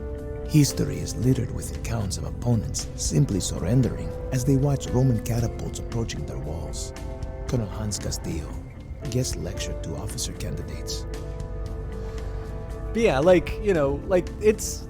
You know, if you like, I mean, I don't mind the Warhammer 40k setting. I think it's interesting. And if you like that sort of thing, like, it's compelling material, but, like, man, that's long by my standards. So, anyways, no matter the technological advancements we might yet make, our ability to voyage through the stars will be inherently limited by what the human body can endure. Mind resources are not, however, at risk of liquefied internal organs during high-speed space transit. Mass drivers employ electromagnetic acceleration to essentially hurl unmanned cargo through space at breathtaking speeds, charging and then firing their payloads in the manner of a catapult, albeit one fueled by vast amounts of electricity and capable of firing its shots across millions of kilometers. While mass drivers are not a new concept, our latest breakthroughs enable us to instantaneously feed them far greater quantities of energy than ever before, thus enabling the rapid long-distance transport of exponentially greater masses. The most immediate practical application of mass drivers is to ferry essential and precious materials mined from asteroids and other heavenly bodies back to Earth with a minimum of delay. This technology will bring about a sea change in our ability to replenish and grow our local resource stores.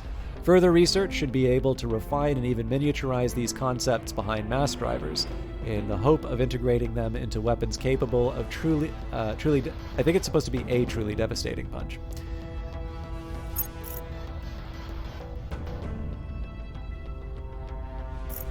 We're winning their hearts and minds.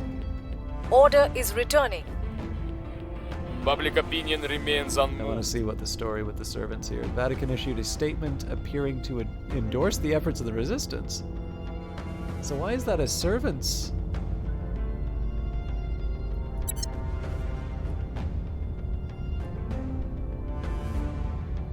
Why are the servants We are in control now. helping us?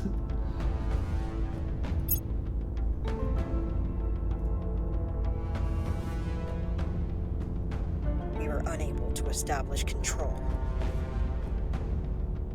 So many things. Okay, Germany and Canada have ended their alliance. North Korea and South Africa are now allies. Poland and Pakistan are allies. Turkey and Greece have ended their alliance. Turkey and Slovakia have ended their alliance.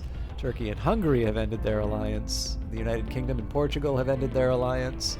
Georgia and France are now allies. Don't really care that my counselor was detected.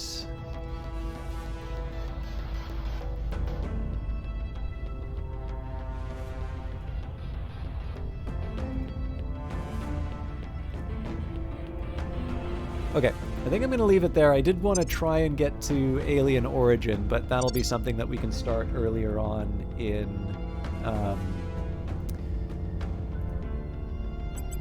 the next run. Has anybody watched For All Mankind since I started talking about it? Our sun is one of 100 billion stars in our galaxy. Our galaxy is one of billions of galaxies populating the universe. It would be the height of presumption to think that we are the only living things in that enormous immensity. Werner von Braun. Oh, you know what? I get to do something.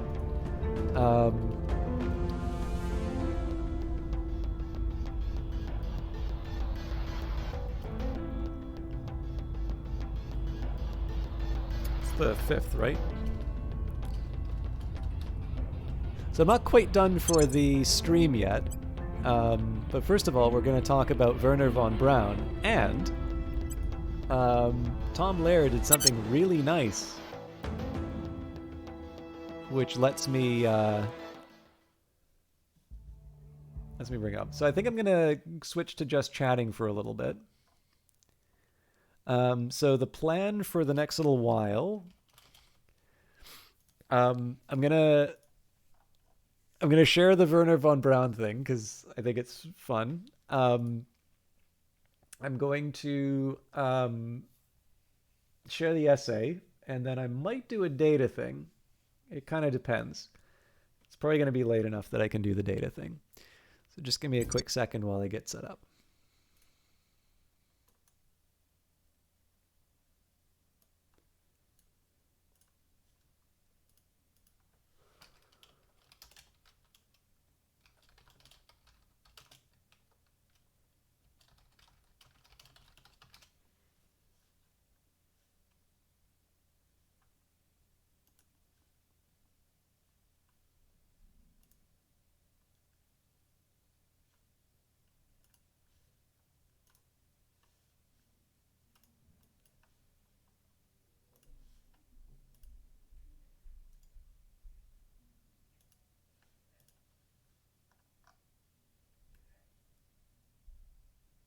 All right, so I don't know how many of you know Tom Lehrer, but disclaimer statement. I, Tom Lehrer, and the Tom Lehrer Trust 2007 hereby grant the following permissions. All copyrights to lyrics or written music or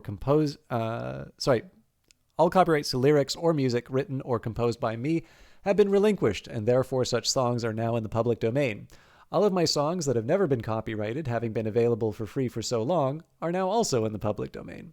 The latter includes all lyrics which I have written to music by others, although the music to such parodies, if copyrighted by their composers, are of course not included without permission of their copyright owners. The translated songs on this website may be found on YouTube in their original languages. Performing and recording rights to all my songs are included in this permission. Translation rights are also included. In particular, permission is hereby granted to anyone to set any of these lyrics to their own music, or to set any of this music to their own lyrics, and to publish or perform these parodies or distortions of these songs without payment or fear of legal action. Some recording, movie, and television rights to songs written by me are merely licensed non-exclusively by me to recording, movie, or TV companies. All such rights are now released herewith, and therefore do not require any permission from me or from Maelstrom Music, which is merely me in another hat, nor from the recording, movie, or TV companies involved. In short, I no longer retain any rights to any of my songs. So help yourselves and don't send me any money. Notice, this website will be shut down at some date in the not-too-distant future, so if you want to download anything, don't wait too long. Tom Lehrer, November 1st, 2022. So, first of all, there's that website I quoted that from. But I think what I will do is I will share the video of him performing this song.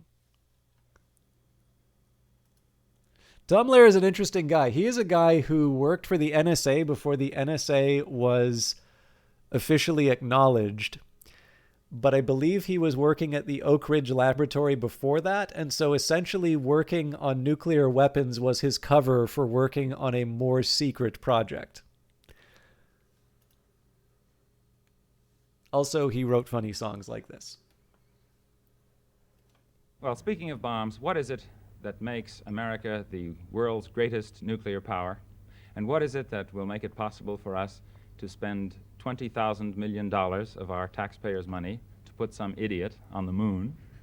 Well, it was the great, enormous superiority of American technology, of course, as provided by our great American scientists, such as Dr. Werner von Braun.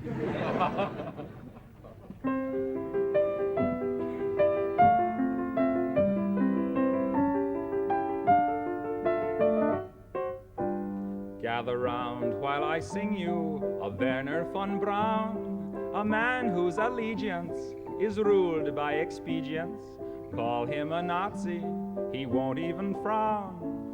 Nazi schmazi, says Werner von Braun.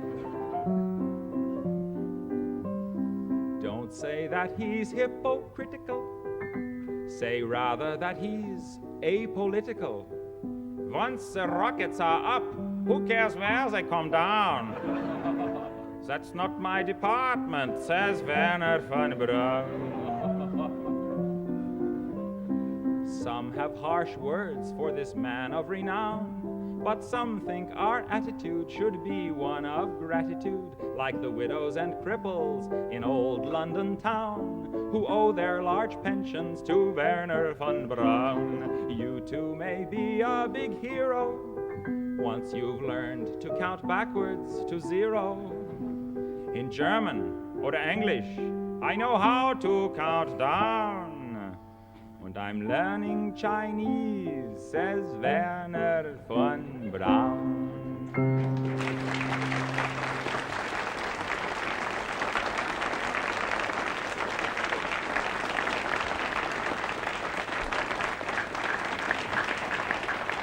Well, that's the general idea anyway. So if you've never heard of Tom Laird, follow up on that link. And you'll probably find some fun stuff. What I'm going to do now is I'm actually going to read an essay by Neil Stevenson. It's not that long. This will be also relevant to what that song is about, but also some of the stuff we've talked about with Terra Invicta. And this is an essay called Locked In from 2011. It's also fair to note that I think around this time Stevenson would have been working for Blue Origin, which is Jeff Bezos' rocket company. This has something to do with essentially kind of propulsion technologies and why we launch the way, or the things that we launch. He may not incidentally have the same opinions now. I've noticed a couple of interviews he's given seem to have slightly different ideas, but I'll leave that to another discussion. Locked in. The phenomena of path dependence and lock-in can be illustrated with many examples, but one of the most vivid is the gear we use to launch things into space. Rockets are a very old invention. The Chinese have had them for something like 1,000 years. Francis Scott Key wrote about them during the War of 1812, and we sing about them at every football game. By the way, that was the war where the U.S. was fighting Canada, so thanks to us, you have your national anthem. And the defense of Fort McHenry. As late as the 1930s, however, they remained small, experimental, and failure-prone. There is no way, of course, to guess how rockets might have developed or failed to, were it not for the fact that during the 1940s, the world's most technically sophisticated nation came under the absolute control of a crazy dictator who decreed that the vast physical and intellectual resources should be hurled into the project of creating rockets of hitherto unimagined size. These rockets, which were known as V2s, were worse than useless from a military standpoint, in the sense that the same resources would have produced a much greater effect had they been devoted instead to the production of U-boats or Messerschmitts. Accordingly, the victorious nations showed only modest interest in their development following the war. It is reasonable to suppose that little more would have been done with them had it not been for another event happening at the same time, even more bizarre and incredible than the seizure of absolute control over a modern nation-state by a genocidal madman. I refer, of course, to the sudden and completely unexpected development of nuclear weapons, undertaken over the course of a very few years by a top-secret crash program atop a mesa in New Mexico. Atomic bombs turned out to be expensive, dirty, controversial, and of limited military use. It was difficult to find targets sufficiently large to be worth using them on. So they might have fizzled out if not for the fact that it just so happened that there was if not for the fact that there happened to be another victorious nation controlled by a dictator, every bit as evil as the V2 maker, but not so crazy, who insisted that his nation, the USSR, had to have atomic bombs too. Moreover, the conditions existing in the USSR then were such as to enable the development of that bomb in near-perfect secrecy. The United States could only guess at what the Soviets were doing, and given the stakes, they naturally tended to make the scariest guesses possible. The military logic of nuclear warfare forced them to develop the hydrogen bomb. Rockets and H-bombs are made for each other. The rockets of the 1950s and 60s were so expensive and yet so inaccurate that their only effective military use was lobbing bombs of inconceivably vast destructive power in the general direction of large urban areas. Conversely, because those bombs were so destructive, making it tricky to drop them out of manned aircraft without killing the crew, and the consequences of a first strike so dire, ICBMs, which could be launched from hardened, dispersed silos, as contrasted with bombers, which must take off from concentrated, vulnerable air bases, were the best way to deliver them. Vast, nation-bankrupting expenditures were now directed to the development of such rockets. In Dark Sun, Richard Rhodes estimates the cost of the nuclear weapons and missile programs at $4 trillion in the United States and the USSR each. Since countries were on opposite sides of the planets, the rockets had to be large enough to throw their payload halfway around the world, only a small step short of putting payloads into orbit. The unthinkable destructiveness of nuclear warfare has now led the two superpowers to compete by proxy. The unthinkable destructiveness of nuclear warfare now led the two superpowers to compete by proxy in other areas, notably the exploration of space. Astronauts became heroic figures. Killing them accidentally became a no-no. A failure is not an option, price is no object mentality became prevalent. To recap, the existence of rockets big enough to hurl significant payloads into orbit was contingent on the following radically improbable series of events. 1. The world's most technically advanced nation under the absolute control of a superweapon-obsessed madman. 2. Astonishing advent of atomic bombs at exactly the same time. 3. A second great power dominated by a secretive superweapon-obsessed dictator. 4. Nuclear strategic calculus militating in favor of ICBMs as a delivery system. 5. Geographic situation of adversaries necessitating that ICBMs must have near-orbital capacity. And 6. Manned space exploration as propaganda competition unmoored from realistic cost-benefit discipline. The above circumstances provide a remarkable example of path dependency. Had these contingencies not ordained, rockets with orbital capability would not have been developed so soon, and when modern societies became interested in launching things into space, they might have looked for completely different ways of doing so. Before dismissing the above story as an aberration, consider that the modern petroleum industry is a direct outgrowth of the practice of going out in wooden, wind-driven ships to hunt sperm whales with hand-hurled spears and then boiling their heads to make lamp fuel. We move now to the phenomena of lock-in.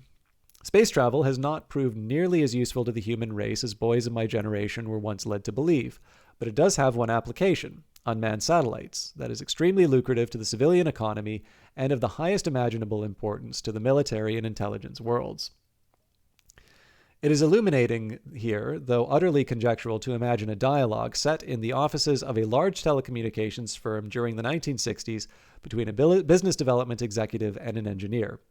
BizDev guy: we could make a preposterous amount of money from communication satellites. Engineer: it will be expensive to build those. But even so, nothing compared to the cost of building the machines needed to launch them into orbit. BizDev guy: funny you should mention that. It so happens that our government has already put $4 trillion into building the rockets and supporting the technology we need. There's only one catch. Engineer: okay, I'll bite. What's the catch? BizDev guy: your communication satellite has to be the size, shape, and weight of a hydrogen bomb. As satellites became important, the early H-bomb hurling rockets were modified to the point where they became unrecognizable. A quick scan of the Wikipedia entry for the Titan rocket family tells the story in pictures. This machine started out in the late 1950s as an ICBM, but as the military and economic importance of launching satellites became obvious, underwent a lengthy series of modifications, evolving beyond recognition. Similar stories can be told about the Atlas and Thor Delta families, and in some of their Soviet counterparts. since H-bomb hurlers, even heavily upgraded ones, were not big enough to launch large manned space vehicles such as Apollo. Entirely new rocket families such as Saturn were developed. So it would be erroneous to suggest that the more recent satellite designers have been limited by the H-bomb form factor in the way that they might have been at the dawn of the space age. That is not, however, the most important way that rockets generate lock-in. In order to understand this, it's necessary to know a few things about 1, the physical environment of rocket launches, 2, the economics of the industry, and 3, the way it is regulated, or to be more precise, the way it interacts with government. 1. The designer of a rocket payload, such as a communication satellite, has much more to worry about than merely limiting the payload to a given size, shape, and weight. The payload must be designed to survive the launch and the transition through various atmospheric regimes in outer space. As we all know from watching astronauts on movies and TV, there will be acceleration forces, relatively modest at the beginning, but building to much higher values as fuel is burned and the rocket becomes lighter relative to its thrust.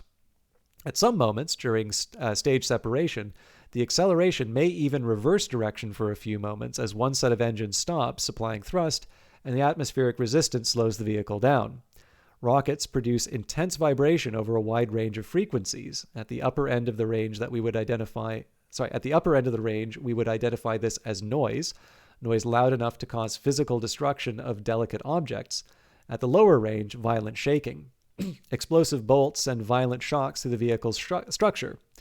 During the passage through the ionosphere, the air itself becomes conductive and can short out electrical gear. Enclosed spaces must be vented so pressure doesn't build up in them as the vehicle passes into vacuum. Once that satellite has reached orbit, sharp and intense variations in temperature as it passes in and out of Earth's shadow can cause problems if not anticipated in the engineering design. Some of these hazards are common to all things that go into space, but many are unique to rockets. 2. If satellites and launches were cheap, a more easygoing attitude towards their design and construction might prevail.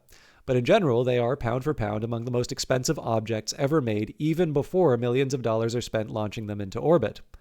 Relatively mass-produced satellites, such as those in the Iridium and Orbcomm constellations, cost on the order of $10,000 a pound. The communications birds in geostationary orbit, the ones used for satellite television, e.g., are 2 or 5 times as expensive and ambitious scientific defense payloads, are 2 to 5 times as expensive and ambitious scientific defense payloads are often $100,000 per pound. Comsats can only be packed so close together in orbit, which means that there is a limited number of available slots. This makes their owners want to pack as much capability as possible into each bird, helping jack up the cost. Once they are in orbit, Comsats generate huge amounts of cash for their owners, which means that any delays in launching them are terribly expensive. Rockets of the old school aren't perfect, but they have their share of failures, but they have enough of a track record that it's possible to buy launch insurance. The importance of this fact cannot be overestimated. Every space entrepreneur who dreams of constructing a better mousetrap sooner or later crunches into that sickening realization that, even if the new invention achieved perfect technical success, it would fail as a business proposition simply because the customers wouldn't be able to purchase launch insurance. 3. Rockets, at least the kinds that are destined for orbit, which are the ones we're talking about here, don't go straight up into the air. They mostly go horizontally, since their purpose is to generate horizontal velocities so high that centrifugal force counteracts gravity. The initial launch is vertical because the thing needs to get off the pad and out of the dense lower atmosphere, but shortly afterwards it bends its trajectory sharply downrange and begins to accelerate. Sorry, I just lost my position. And begins to accelerate nearly horizontally. Consequently, all rockets destined for orbit will pass over large swaths of the Earth's surface during the 10 minutes or so that their engines are burning. This produces regulatory and legal complications that go deep into the realm of the absurd. Existing rockets, and the launch pads around which they have been designed, have been grandfathered in. Space entrepreneurs must find either a way to negotiate the legal minefield from scratch or else pay high fees to use existing facilities. While some of these regulatory complications can be reduced by going outside of the developed world, this introduces a whole new set of complications, since space technology is as regulated as armaments, and imposes strict limits on the ways in which American rocket scientists can collaborate with foreigners. Moreover, the rocket industry's status as a colossal government-funded program with a seemingly eternal lifespan has led to a situation in which the myriad contractors and suppliers are distributed all over the largest possible number of congressional districts, Anyone who has witnessed Congress in action can well imagine the consequences of giving it control over a difficult scientific and technological program. Dr. Jordan Kerr, a physicist and space launch expert, to whom I am indebted for some of the details mentioned above, visualizes the result as a triangular feedback loop joining big, expensive launch systems, complex, expensive, long-life satellites, and few launch opportunities. To this could be added any number of cultural factors. The engineers populating the aerospace industry are heavily invested in the current way of doing things. The insurance and regulatory factors mentioned above, market inelasticity, cutting launch costs in half won't make much of a difference, and even accounting practices. How do you amortize the non-recoverable expense of an innovative program over a sufficiently large number of future launches? To employ a commonly used metaphor, our current proficiency in rocket building is the result of a hill climbing approach. We started at one place on the technological landscape, which must be considered a random pick given that it was chosen for dubious reasons by a maniac, and climbed the hill from there, looking for small steps that could be taken to increase the size and efficiency of the device. 60 years and a couple $1 trillion later, we have reached a place that is infinitesimally close to the top of that hill. Rockets are as close to perfect as they're ever going to get. For a few more $1 billion, we might be able to achieve a microscopic improvement in the efficiency or reliability, but to make any game-changing improvements is not merely expensive, it's a physical impossibility.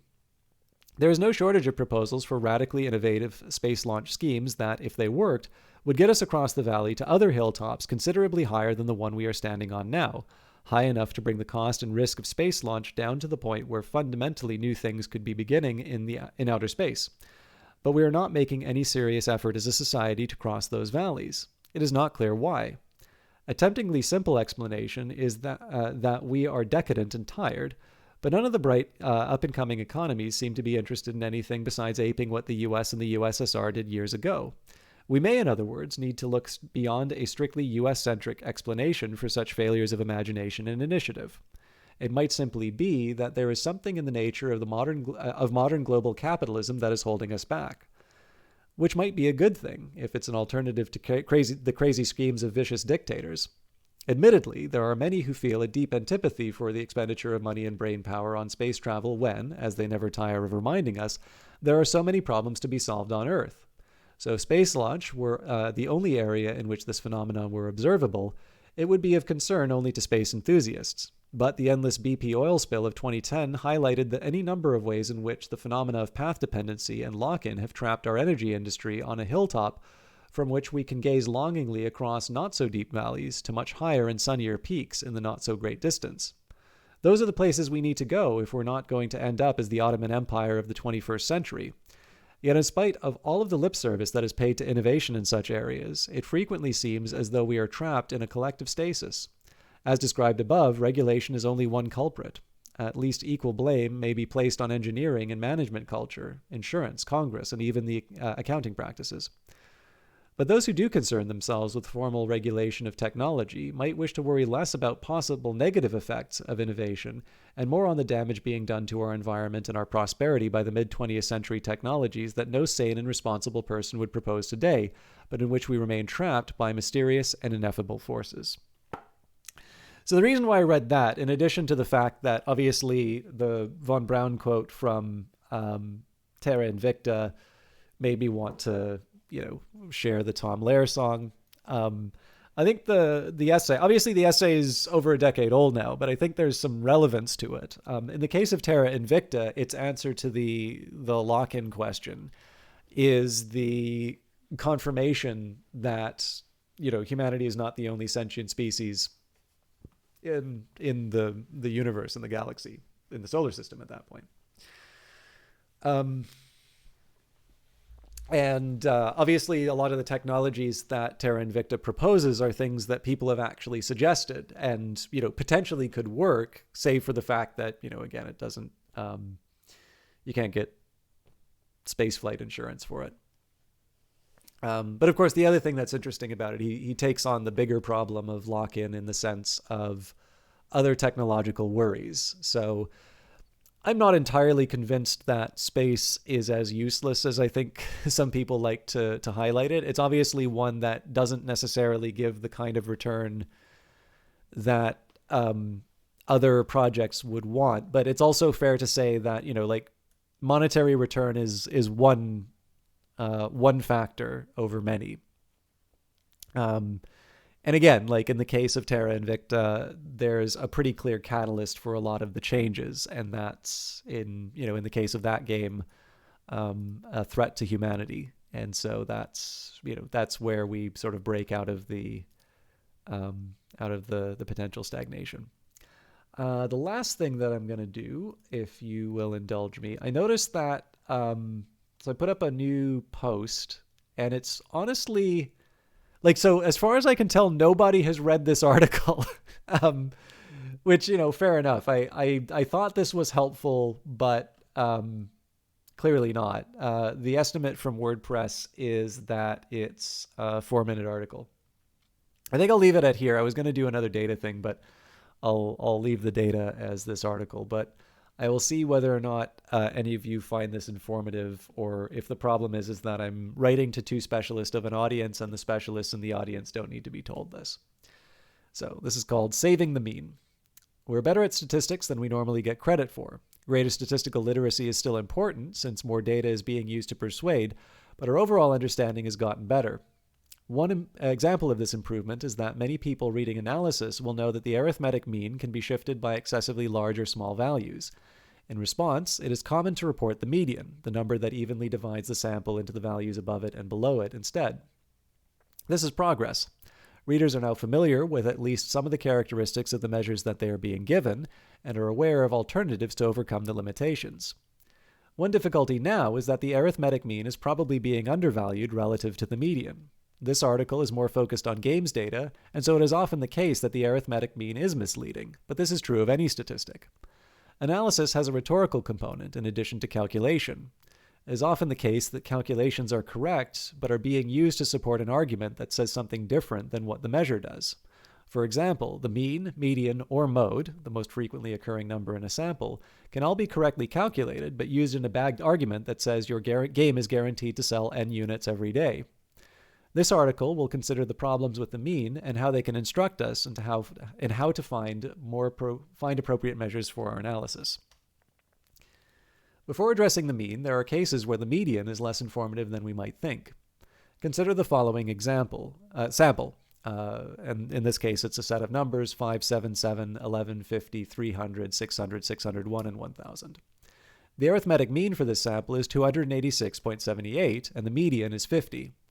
Is the arithmetic mean or the median more informative in this case?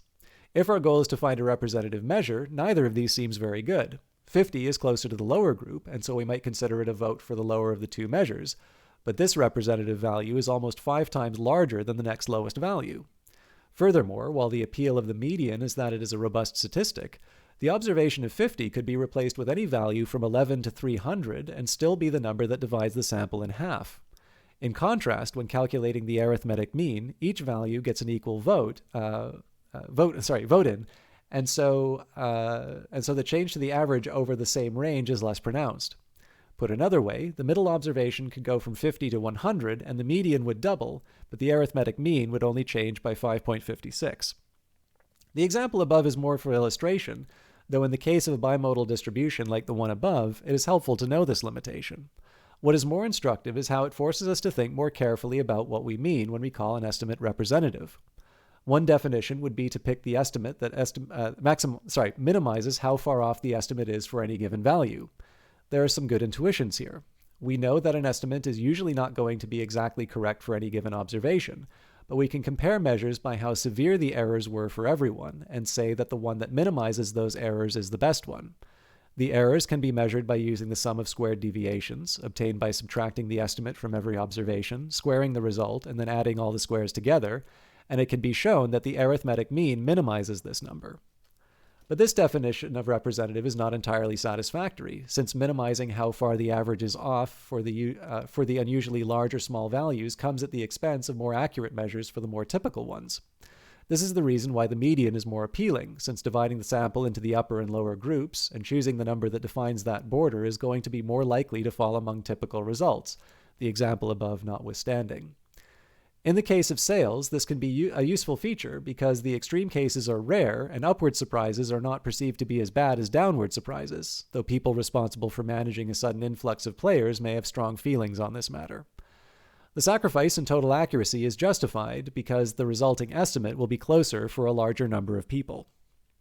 This isn't a particularly bad solution, but it isn't the only way of solving the problem. An alternative is to take the weighted arithmetic mean. Instead of every observation in a sample getting an equal vote on the final number, each observation is weighted, usually but not exclusively by its probability, and the final number reflects both the values and relative importance, the weight, assigned to those values. For sales, a weighted arithmetic mean would acknowledge that very large sales numbers are a reality, but an unlikely event. As with every other measure, the weighted arithmetic mean involves trade-offs. Weights, like any other kind of data, can be hard to come by. It might also be that the outliers are so large that even after weighting, the estimate is still higher than what is useful for the more common cases. Still, this alternative is appealing because it attacks the problem of the real but unlikely case of high sales directly, which is often the reason for preferring the median. There is much more that can be written on this subject. In technical terms, the preference for the median stems from the fact that the distributions we are often working with are skewed. Skewness can be measured directly. It is what is known as the third moment, with the mean being the first and the variance being the second. But it tends to provoke blank stares, and so comparing the mean and the median makes the point instead. The arithmetic mean is one of three means known as the Pythagorean means, the other two being the geometric mean and the harmonic mean. The latter even gets used in Lars Doucet's game Data Crunch. Might also be Doucet, I'm not sure how to pronounce it. And the others can be useful in cases where the arithmetic mean can be misleading. The point of the article isn't really to advocate for the arithmetic mean so much as to show how clear thinking about the problems we are trying to solve can lead us to find the measures that are appropriate. Like any skill, identifying the situations where our problem is beyond our current understanding lets us develop our skills and add more tools to our analytical toolkit. So I'm hoping that that will be, interpreted better than the Dwarf Fortress article, because at least in this case, it's, I don't see people just getting mad about the mean. But the idea here is more just to say that, in games analysis, people tend to report. I've noticed a couple of cases actually where people only report a median, which I'm not crazy about. But the idea is basically to say, it's okay, so why are we picking, why are we picking the median here? It's okay, well, the reason is a skewed distribution. It's okay, well, you can test to see if you have a skewed distribution. Even just plotting the data will usually be enough. But the other thing is that if you're worried about, again, a representative measure, the thing is that there's an embedded assumption in a lot of the articles, and it's a fair one, right? Especially if the purpose of the analysis is for the maximum number of people who are reading to, if you want to maximize your readership, it actually makes sense to appeal to this more narrow group, but it isn't the only way of doing things. I'm trying to think of the best way to illustrate this. So if your game's analysis is intended to be,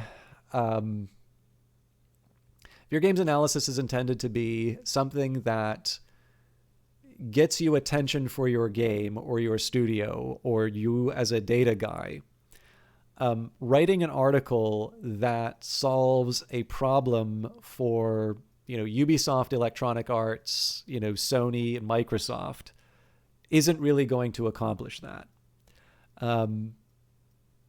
It can be a very important solution. It can actually be a big contribution as far as data is concerned, but it's also quite difficult to see a large group of game developers reading that article and sharing it and saying, this is really important to know.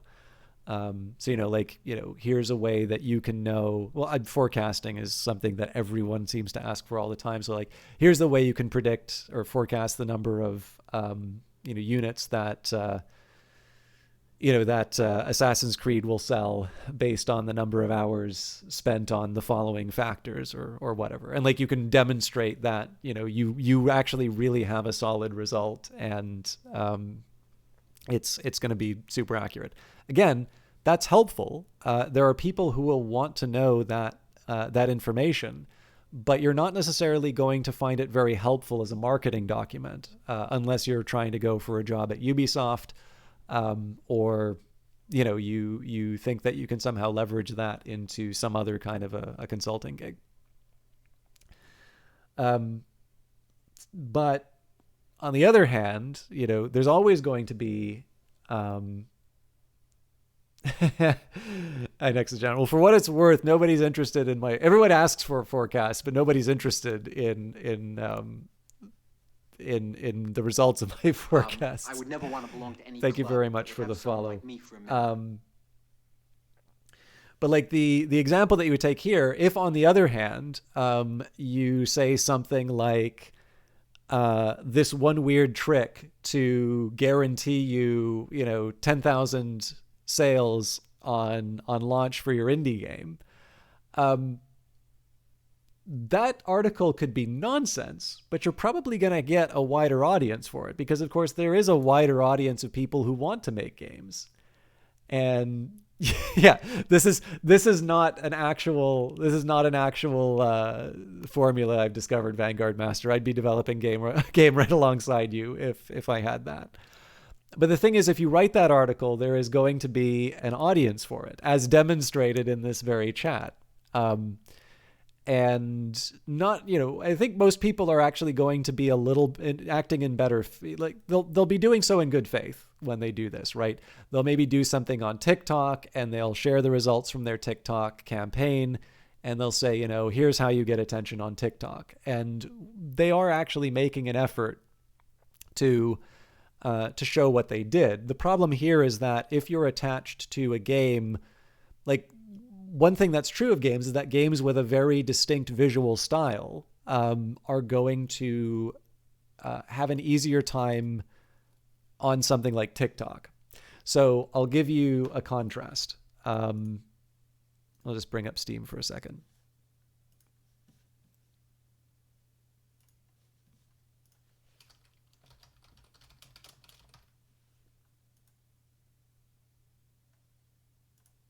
Right? Industry's a Titan. This game looks gorgeous, right? You can see this thing going on TikTok. I don't even have the music playing.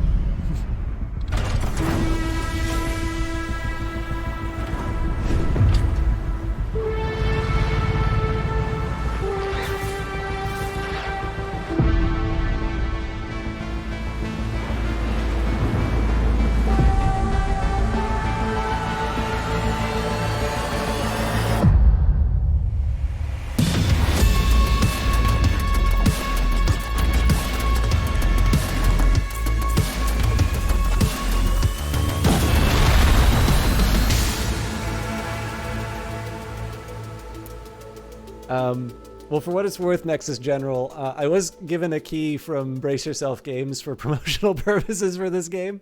I like it quite a bit. But you're absolutely right. Like, also just look at the way that trailer was structured, right? They start with a really distinct art style. Then they transition into like the setting building stuff. And then to like seal the deal, they show you, here is all the crazy stuff you can do in this city builder, right? Brace Yourself Games has a very, very good trailer team. Marlon is now a designer on Rift of the Necrodancer. So I believe Mel is one of the trailer people. But anyways, they actually, for those of you who are interested in marketing stuff, the Brace Yourself website has, the Brace Yourself website has, or not the website, YouTube channel has a video series on evaluating game trailers. So for those of you who are potentially game developers yourselves, or maybe you are interested in, just how the sausage is made, The Brace Yourself YouTube channel is actually really good for that sort of thing. But the point that I wanted to establish here, right, is that Industries of Titan, Sir Karma has this wonderful visual style. A lot of the stuff that he's done is in Magic of Voxel. It's just a great look. And as soon as you see those images, you want to know more. And so this is the sort of stuff that is just perfect for TikTok. What I'm going to do now is contrast something which I'm going to say is, a good developer, good publisher. They make things that I think a lot of people also want to play. But I'm also going to suggest that they would not do as well on TikTok. I'll use Command Modern Operations as an example, but there's any number you can work with here. Command Modern Operations is the premier tactical operational game of modern joint and cross-domain operations, from the trenches, wave tops, and depths, all the way to near space. It enables you to simulate every military engagement from post-World War II to the present day, thanks to his unmatched database covering aircraft, ships, submarines, ground forces, installations, satellites, and even strategic weapons from almost every nation in the world. Experience conflict from post-World War II all the way to 2020 and beyond in more than 600 official and community scenarios. Command Modern Operation employs a wide range of tools to control the battle. So, I mean, this goes on for another minute of this. I don't think anybody, like, don't get me wrong, like, I'd love to know this game better, but I'm actually like Vanguard Master. This is an incredibly complicated sim. And this is not the sort of thing when you look at the visual, like, I think I have an idea about why I would find this a very appealing game, because it is massively complicated and, sometimes you just want that level of simulation. But you are not going to go... You are not going to... Matrix actually sells a professional version of this to, like, war colleges. So yeah, I can't remember what, I can't remember exactly what you did. But I know I got to learn about the thermocline from this submarine scenario. And have I seen the XCOM E3 announcement? I feel like I have, but I don't remember offhand. So let me just take a second to find that. I do remember the GDC talking about how they developed XCOM, originally making like trailers, or not exactly trailers, but like video of gameplay as opposed to actual gameplay. But let me see if I can find this. What if I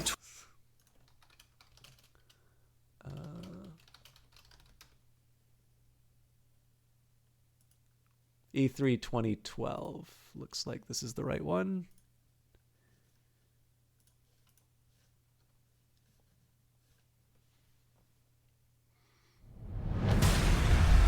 All attempts to contact the invaders thus far have failed. Their only purpose seems to be destruction and chaos. One fact is quite clear. The militaries of the world are severely outgunned. Oh, I do remember this trailer. In the absence of a miracle, this could very well be the end of civilization as we know it. Hello, Commander. In response to the alien threat, this Council of Nations has chosen to activate the XCOM project.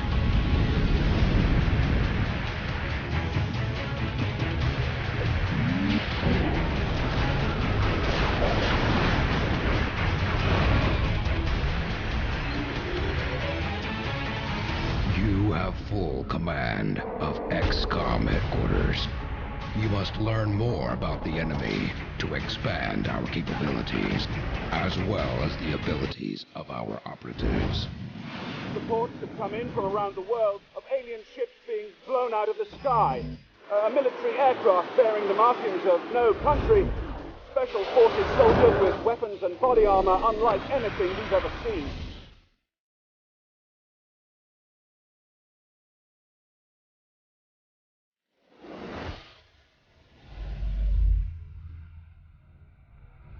Yeah, so I'm trying to remember. This was this was how they announced that they were doing XCOM as well, right? Like, I don't think it had been announced that this game even existed at the time of this trailer. It's been like, this is like a decade old, so it's kind of hard to remember the exact timeline. The funny thing is, there's an open debate. I have not, Vanguard Master. I'm going to put a moratorium on more trailers, though, because I actually need to, I do need to like finish for tonight. I am, however, going to queue it up for myself. But yeah, so this is the interesting question, right? Because like in terms of XCOM, there's a few things that I think work really well for this trailer. So one thing I loved about that particular trailer is the narrative that they build in it, right? Humanity overwhelmed. You don't actually get to see a lot of the gameplay of the game. In the opening bits, it's, you know, the opening act of Independence Day and humanity is getting completely demolished. And the moments where you get to see the gameplay are also the moments where you get to see a lot of the improvements that Firaxis made on the XCOM formula. So the very cinematic approach when you were doing like critical hits, you know, there are reports of alien ships being, you know, hit out of the sky. Special forces with the markings of no nation are coming in.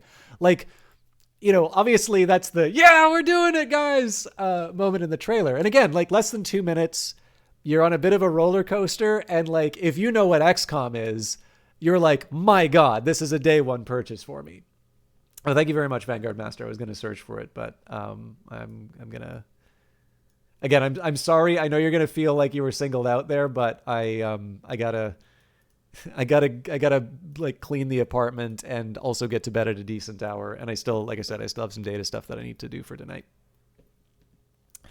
They announced that they were working on a passion project, and Jake Solomon said that he was excited to show us something that he's begging to work on for 8 years. That's really cool. This is actually one thing that I keep forgetting. So I always start saying this. I talk about how it's interesting to look at the credits for video games because sometimes you see interesting names pop up. One of my favorites is if you play Sid Meier's Railroads and you take a look at the credits, I believe one of the programmers is Jake Solomon. And of course, you get to know later that, you know, this young programmer for Sid Meier's Railroads would become the lead on, you know, essentially the resurrection of the turn-based strategy genre as we know it. So, you know, it's not to say that like every set of credits that you look at for a game is going to produce a moment like that. But if you don't bother to check, you're never going to have moments of delight like that. But yeah, so obviously XCOM's got a great visual style. XCOM is my first example that I love thinking of when people say that mobile games suck, because it's also important to remember that XCOM was a mobile game as well. XCOM 2 eventually became PC only and then, you know, was later ported to, you know, PlayStation and mobile, kind of those technologies caught up. But the original XCOM was considerably smaller than I think a lot of people give it credit for. Although clearly an amazing game, and one that was made even better by Enemy Within, which was designed by Ananda Gupta, who worked on Twilight Struggle with Jason Matthews, and currently works at Riot. So I think he's responsible for things like Teamfight Tactics. I think he also worked on Elder Scrolls Online for a while on that, but again, I'm a little uncertain on these things. Anyways, I was talking about TikTok stuff, and this was part of just the general idea in terms of how data gets used in... I had no idea that Twilight Struggle was Kickstarted. I always thought it was Project 500. Or is that the mobile version of it? Because I know GMT does their own Kickstarter thing, but maybe they started with Kickstarter. I don't know. But I was late to Twilight Struggle, so I wound up doing Project 500 for Imperial Struggle. Still haven't played it because I'm alone, and board gaming is discriminating against the lonely. But it was for the Steam version. Okay, that makes sense. Labyrinth has actually got a Steam game now too, if you're interested in that sort of strategy. But just to bring it back to the topic that I was originally talking about, because as much as I love talking about these trailers, I wanted to just highlight, right? So there's a lot of articles that are being written now about TikTok and its effectiveness. And I'm not even trying to suggest that these articles are wrong. But one of the challenges is that, again, these are more intended as marketing documents. They're not reporting things like variances. They're offering these estimators estimates. The estimator is usually the mean or the median. And one of the things that I always find lacking in a lot of these articles, because again, these are written for a general audience that wants to be told, like, so if you want to attract a lot of people, tell them, I have got the magic formula for success, or some variation on that. Whereas if you are doing a more analytical article, there's actually quite a bit of uncertainty that's present in that. And again, that's why you report things like confidence intervals. It's also where it's appropriate in some cases to talk about things that didn't work. But the problem is that when you start talking about things that didn't work, that's going to increase the word count of an article, and shorter articles just do much better in terms of readership. And so again, if the purpose of the data analysis is marketing, drawing attention to your game, which has already got some level of attention because it was already successful, you're going to start rolling back, and your incentives are going to be different than doing an analytical one, which offers some degree of uncertainty. So I highlighted Command, but you can look at a number of other Slytherin games. So, Shadow Empire would be another example of this. This is a very well-regarded strategy game. I'm just going to mute it. But like, again, you look at the visual style on this. This is not the sort of thing that you would look at on TikTok and say, this is the most important thing for me to play right now. This is not true for all Slytherin games, by the way. So if you look at some of their Warhammer 40k stuff, obviously Warhammer 40k is a particular aesthetic that usually gets attention. Although their Armageddon looks a little bit more like sort of a 90s style strategy game. I don't know if I can give an example here. That's not as important. But you can basically see like an article that would be dedicated in terms of how you can get, 100,000 wish lists using a TikTok strategy. It's not that somebody's doing something wrong by talking about TikTok. It's not that it's even necessarily wrong to say that they were successful in getting 100,000 wish lists using a TikTok strategy. But there's also something of a selection problem going on here, which is if you've got, Cult of the Lamb or Industries of Titan. I don't know if Industries of Titan has TikTok, by the way. But, these are games that have two very different visual styles, but they are ones that generally when people look at them, like Cult of the Lamb is kind of like Happy Tree Friends in terms of its style. It's got cute animals, but this darkness sort of underlying it. And so you can see why people would find that appealing. And, Industries of Titan really requires no introduction. The power of those visuals speaks for itself. Even something like Crypt of the Necrodancer, I think, it's got a pun for a title, so you're probably going to click. And whether or not the visual style is enough to keep you looking at TikToks, I think it is, because again, you can build a lot on those puns and you can do some nice little punchy visuals off of it. But the thing is that so far as I can tell, Slytherin Limited has been in this industry for a while and they've done a good job making money, but I don't see how they would necessarily be able to take a Twitter, like a TikTok strategy article and apply it to their work, because in the end, the target audience for these types of games is very different from someone who's going to want to play a visually distinct game like that, or like the sort of things that do well on TikTok.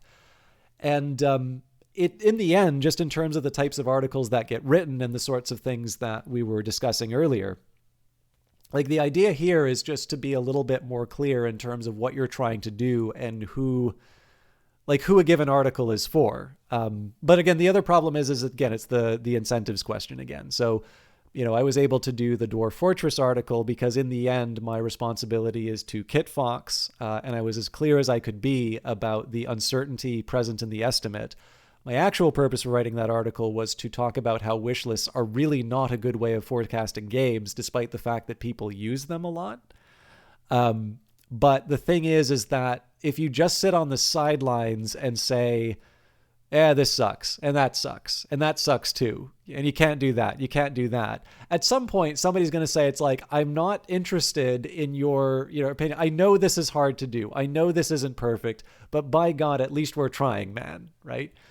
So the effort of that article, again, was more, okay, let's assume that wish lists can be used. Here is historically what has done the best in terms of fitting.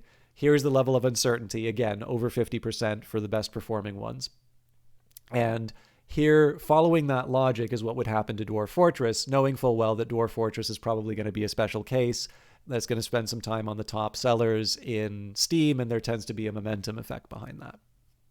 Although, to be honest, the confidence interval was still within what Tanya, the head of Kitfox, the captain, thought. So we'll see, right? We'll find that out tomorrow. But again, like, you can see the reaction to that article. People mostly did not like that because it either told them that the game wasn't as popular as they thought it was, or they had some prior. Actually, my guess is people didn't have a prior, but they took the estimate and just said, more than that, guys. That's where we talked about anchoring on Friday. But the drawback here is that if I was trying to establish myself as a games analyst, right, there's actually a really big penalty that I've just assigned to myself for doing that, because, there's the potential that the label then becomes the guy who was wrong about Dwarf Fortress, where, of course, it should be the person who's capable of doing a careful analysis, of a popular forecasting method and is able to quantify the uncertainty of it. It just so happens that the one that, the test was done for was a uniquely popular game. Like, I would have done it for Boyfriend Dungeon if I thought it was appropriate. But I was actually not wanting to relitigate the Dwarf Fortress article again. I just wanted to sort of give an example in terms of, because I'd been talking about sort of rehabilitating the mean as a measure, sort of just trying to highlight how the problem that you are trying to solve will usually dictate a given measure. But the other difficulty is that because you need to also consider what the purpose of the article is for. So are you writing an analysis to try and inform a game developer of what might be the best path moving forward? Or are you writing an article so that a large number of people will read and sort of figure out, oh, hey, this is, I want to hire this guy, or I want to play this game now, or, whatever. Obviously, that's going to lead to a certain rhetorical style. And, honestly, sometimes it's just going to mean that you write an article that sort of sells the magic beans for how to sell an indie game. And again, it's not that I want to suggest bad faith on the part of these participants. They're discussing genuine successes that they've had. But I think ultimately what's happening in some of these cases is that the estimates are being asked to do things that they're not really intended to. So I think there's a difference between saying, here are the, here's what this thing is fitted on, right? And we are now applying it to something that may be a special case, and so it may not be appropriate to do this. Stating that assumption up front will then allow the reader to decide whether or not you've done something acceptable. If that remains an embedded assumption, just like the idea of, you have a very visually distinct game that translates well within the first few seconds. I actually think this is probably one of the problems you've run into, Vanguard Master. You're talking about how you've put a lot of effort into your game, and the most common response you're getting right now is people saying, you've created a walking simulator. Congratulations. Obviously, no, it's not, I'm fully aware you want to put this in your game, but if you begin with the, oh my God, what is that thing? I don't ever, I don't want to run into it, but I kind of want to fight this monster moment. If you start that, if that's the first image in your trailer, obviously people are going to be into it, but feel free to include your link if you want, Vanguard Master. As you can tell from the context, Nexus General, Vanguard's game is in an early stage. I think he's currently trying to finance it. But yeah, clearly a TikTok campaign based on your current state of the current state of your game is going to look very different than a TikTok strategy built around something if you have, visually distinct. From your GoFundMe page, there's certainly some concept art and there's some models in there that look quite attractive. So there's obviously visually distinctive elements inside of your inside of some of your material. But you can kind of contrast Nexus's reaction to Industries of Titan, which within seconds it's like, oh, I really want to play this thing now, to my reaction to Command, which is like, okay, I'm interested in maps and lots of spreadsheets, but it's clearly me reading up about this and having it recommended from someone as opposed to the gravelly voiced general, telling me about how deep the simulation is. The TikTok articles tend to have the assumption that you are working with that first category of visually distinct game that has the must-buy impulse. Which, incidentally, okay, I know I'm really flogging this point.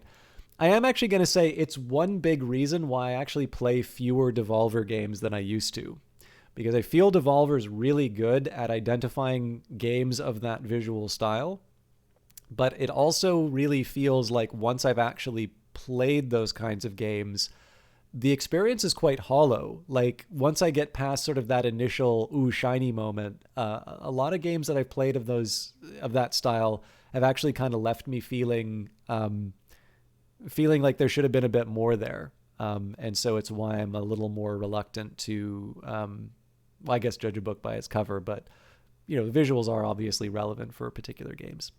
But again, this is also why we have, different genres and different price points, right? Like obviously people are going to have different tastes for games. I like good looking games. I mean, there's a reason why I was very excited for XCOM 2, because it seemed to have all the things I liked about XCOM, but in an absolutely gorgeous packaging. But yeah, I have long since belabored the point that I wanted to make, and I am now an hour and 10 minutes past where I wanted to be. So I will thank you all for watching. I'm going to see if I can find someone to host tonight. I saw a couple people online, but it would not be a bad idea for me to try and find maybe a Terra Invicta stream. Or... Oh, am I still listed on Terra Invicta? I apologize. That was supposed to be on Just Chatting.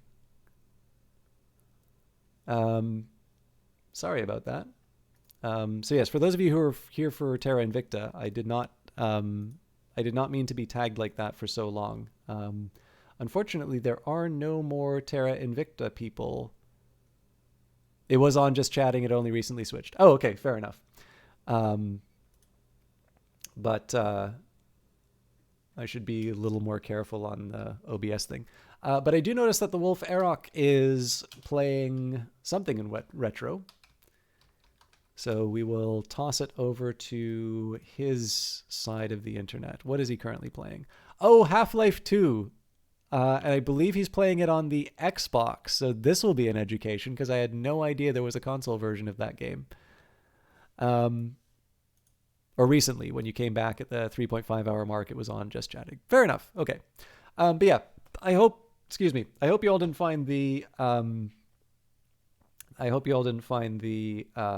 don't know, the talking part too indulgent. I figure Werner von Braun and the concept of lock-in for space exploration is a decent way to tie it into Terra Invicta. But obviously the article on means... Oh, first of all, I apologize to Kree, because I know you talked about being traumatized by stats class, so that was another way that I brought back haunting memories.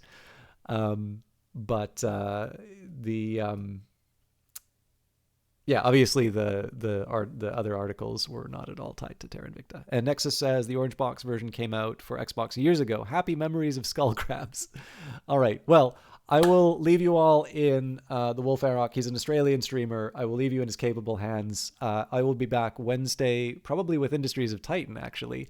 And then on Friday, I'll figure out what we're playing then. But until then, have a lovely night. Thank you, everybody, for watching. See you in the next one.